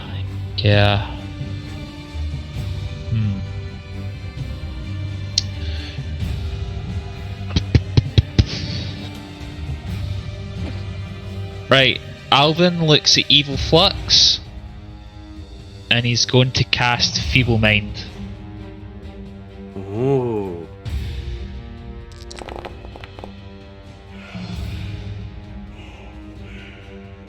Savings throw is Intelligence 21. Let me see here. Yeah, sorry, that was just a test to see if VTT was working, and it is, so. Awesome. Although, at the expense of losing all of the music now on Foundry. Oh. I'm sorry, the music's half the fun. It's okay, I'm just really irritated with, it's nobody's fault. It's totally fine. I'd rather have VTT working than music. Yeah. Yes, that's fair.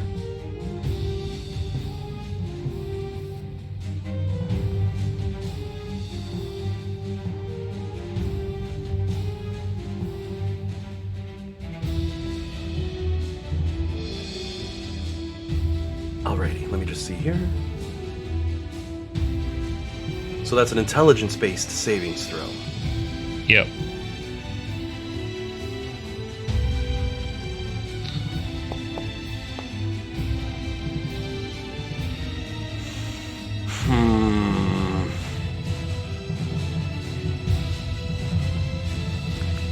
I'm pretty sure with everything in the repertoire, every feature, every ability, every add-on, and everything I can use that I've built into this, she's going to have to use her legendary resistance to get over it, because she fails the throw. Even though you can tell how hard it is for the magic to grab on, for some reason, she has, at the moment, some resistance that gave her advantage on that savings throw. But it still wasn't remotely enough, because fighters aren't smart. No offense, Flux. It's not your core stat of intelligence, you know what I mean? That's Alright, how I know you what I stop am. a fighter. With 9 intelligence for you, you know the other one's going to be comparable. And because of that, intelligence-based throwdown, good job getting rid of one of the legendary resistances on that one, Dean. It's gone. I can't do anything else. That wouldn't be a complete waste. I don't think I can make her pass. Now, with that, I feel like he was counting on Evil Flux not having legendary resistances at all. God, yeah. I thought you were talking about the other two, were you, Dean? Or were you talking about Flux? Because I wasn't sure she would have legendary resistance. I don't have legendary resistance. Nope. Well, I thought there was a good chance she does, but I know fighters, and I know Flux, and I know that it ain't great. So I took a gamble there. So it's literally an insta hit too, guaranteed 19 damage. Look at that. It is an 8th level spell, to be fair. Yep. And it's not concentration, which is rare. I have a question. Give me a perception check though as you strike with that. Okay. Vis-a-vis simulacrums and wild shape. What happens to the simulacrum's health point pool if the wild shape? Do they get? Is it like the usual? You have the wild shape hit points, or is it doesn't change? I think you take that one on. 1 second.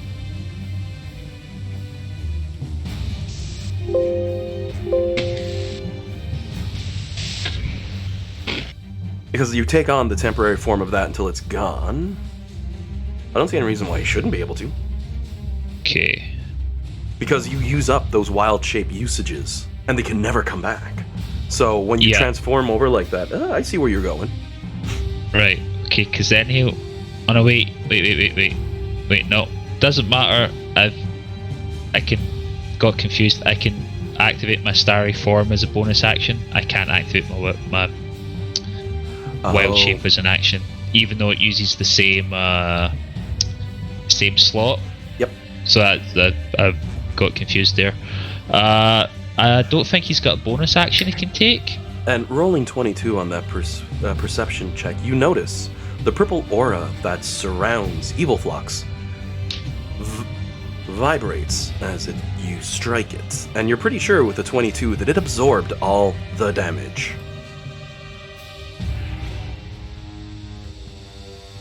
Oof.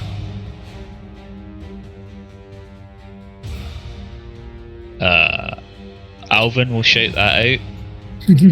Got no idea what that is. And Not Bellamy, good, that's what it is. as the first player who got the check to recognize the sword, you're also going to be the only player who knows any lore on the sword. Just for the fun of it. The first player to pass got that one, and it was you, so... Your character knows everything about Black Razor. Everyone else just knows it's a legendary sword.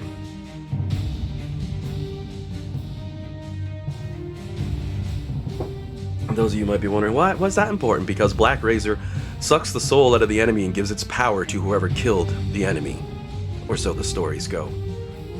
And Evil Flux just took down a pit fiend.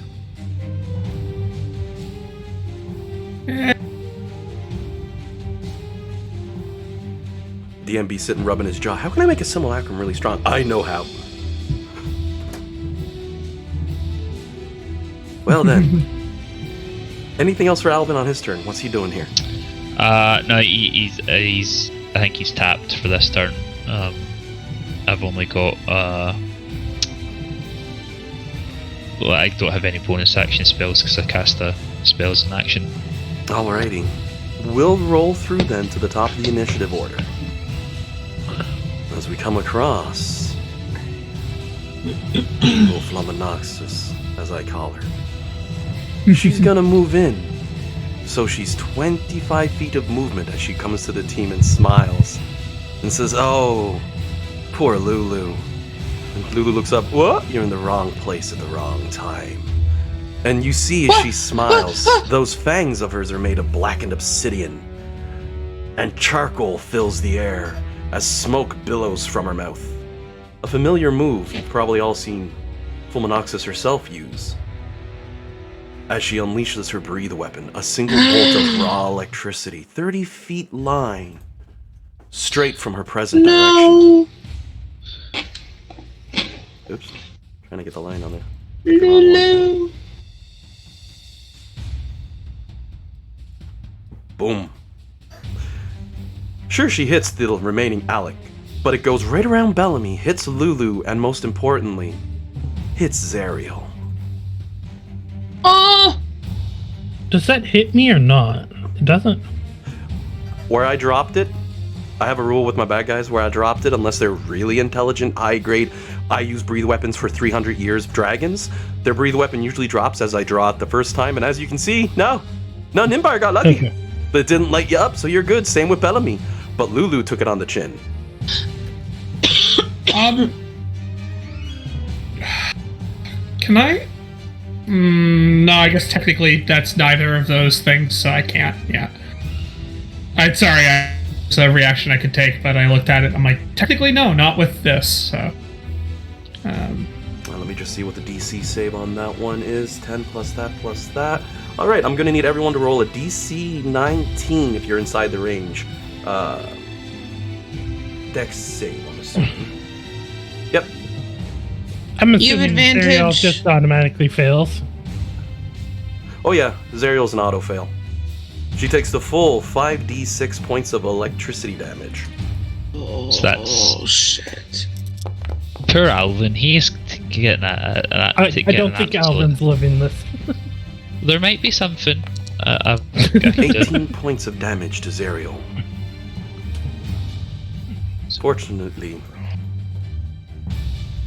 As for the other Alec, what did he get for his dex save? 13. Alvin? Yep. He got Alvin. 13. Yep. Too many names. Too many names. It's confusing me. So you take 5d6 points for 22 points of lightning I will damage on use top of his Alvin. Oh, God. reaction to absorb elements, and half that. 11 points of damage, which brings you He's down to 10 still up. life. He's still up. So I let's see don't know now. why it rolled. Oh, that's for the next thing. Okay. She gonna give an evil cackle as she charges the remaining 30 feet of movement. Come on. Did I Lulu can't get through make the her mirror. safe? Well, I thought you said she already moved 25 feet. Where did she start? Am I wrong on this? You said she moved 25 feet and then saw Lulu and used breath weapon. 15, 20. Oh yeah, that is 25. My bad. So she's not making any further movement then, if that's the... Well... Did Lulu make her safe? 30 feet would put her there, but she can't see Bellamy from there. So I'm going to stick her there. That's my last step. I didn't roll for Lulu. Did Lulu somebody looks else? up, goes, "Oh no!" as the blast connects with her. Because I can help her out with her save if it's bad. She only takes 14 points of damage. She's down to 22 of 36 health. Because I could have gave her an extra d6 for her save. It wouldn't help. She got a 12, and she needs at least Right. a 19, so it's outside of her maximum roll. Okay, no worries. Just like my evil Fulminoxus over here, I had to use legendary reaction to get past that thing that you were doing, so you know. Yeah. Alright, who is the next player to go under? Oh, that's gonna be Jade. Jade, your eyes are starting to get heavy. Now, on that note, it is 2 o'clock, and we did just hit the top of the line. I could skip, so we know it's Alec's turn next for round 3. And we can kick this one up next week and see how it goes. And just so I remember whose turn it is in the octagon, I'm gonna toss Jade's mini down in there, just so we know for next week. Because this battle's still a far ways from over, I'd say. And with the enemies having noticed Zariel's body, with 2 of them at the door and at the window, gonna be a heck of a fight. Y'all remember ages ago when you were looking in the mirror and you're like, "Hey, why is the bad guy repeating himself?" And then he goes, "Hey, I might have a means for you to get your comeuppance on them." Yeah, that's what I meant. I was foreshadowing, giving some hints that things were gonna get bad. But I digress. That's a pretty good spot to cut it off for the week. I'm kind of just blabbing as I set up a few things in the background at the same time and making sure the settings are set. I've turned the music down. It'll be Alec's turn on turn 3. On the plus side, this gives you all a week to strategize, which is never good for me. Usually means you come back and it's like, "All right, I has planned," and it's shite. But before we cut, any questions before we go? Who hurt you that you do this to us? Yeah, I was going to be in a similar vein. I was just going to say, why? Oh, How dare you? Well, I threw a Kraken at you, and you just like buried it in 2 turns. So I'm like, well, I suppose, because I will be completely honest with you. You've unlocked one of my hardest encounters, obviously, because you decided to make a clone of Alec, because I said you wouldn't have figured it out without cloning him in the first place. The battle between these 2 showing up and my bandaged man, that was always in the cards for this town. You unlocking Zariel? DM's giving you a slow clap because you're taking on a challenge much earlier in the story than it's originally designed. But yay! Don't clap for us. You trapped us in a situation that we would be essentially unable to take reactions for a whole round. Like, don't clap your hands for us, Alan. Oh, I totally clap. Well, I'm mostly just patting myself on the back. But at least on the plus side, you don't really lose a turn. Your turn goes to the dreamscape, and then next round you can act again. But the intern between the 2, you can't do nothing. Yeah, but you realize how much the spellcasters are going to be fucked by that surprise condition, because that means no counter spells. Oh god, yes. Oh god, yes. That's going to be rough. At least for the first turn that they're back. That only affects you the first one you're back. And I will say the order at which you're going in is not arbitrary. The DM isn't going to go, "Okay, you're back in now. I know you just did it 2 turns ago, but you're back in now." It was determined when the spell was cast, and I will promise you it'll follow that order for the whole combat, unless one of you die. In which case, sorry. Oh, yeah, just... I think you mean when one of us dies. It's possible with this fight. This is going to be a fun one. But You did the smart thing first and prepped yourselves and got a whole bunch of plus abilities to yourselves beforehand, and the DM sort of staring like, I was gonna charge through the door with the bad guy, but Bellamy didn't fight. She closed the door, and he's like, you know what? I'm gonna be a bad guy and knock on the door. So thank you, Courtney, for that. You gave me a fun moment where I didn't actually have to have the bad guy fight. He just walk up like, oh no, I'm knocking. Hello? Knock, knock, He knock. also Hello, had the housekeeping. choice to build a snowman, but he chose violence. Well, yeah, you made a snowman. Bellamy's choice to just shut the door was like the highlight of the session. Just like no. It was very Monty Python. Just hello, who is it? No, thank you. Wait, I already have one. I'm gonna go ahead because it was funny. And then immediately thereafter, Flux walks up and she gives the guy 2 shoves. Like, no, get out, and then crits on him with a 4-pull sword. Like, talk about no, you're not getting by me. That was lovely. I'm gonna give you both a point of inspiration. I know the party's probably drowning in inspiration, so, and that's immediate. Mid-combat. I mean, I don't have any. If you want to give me some. You just got some. Both of you did, I said. Me? I did? Yes. Oh, I was because the dice loved you today. You got 2 fails on the shove checks against the monstrosity, and then you're like, oh yeah, make me waste my rolls critical damage. It's like, oh god. So how much damage? 60 in like 1 hit, something like that. Okay. But I'm passing out 2 points of inspiration. Flux, I don't think Flux has it, so she gets it. And as Courtney was saying, Bellamy's already got it. So, yeah. Does Nimber have it? I don't have any. If one of y'all want it. Kieran gets it. I will remind that Nimbar is waking up, so until his turn, he's under the surprise condition. So that'll come in handy. But they're back to back for the. Oh god, the spellcasters are back to back. Oh god. Bang, bang. I'll let you 2 fight over who gets it.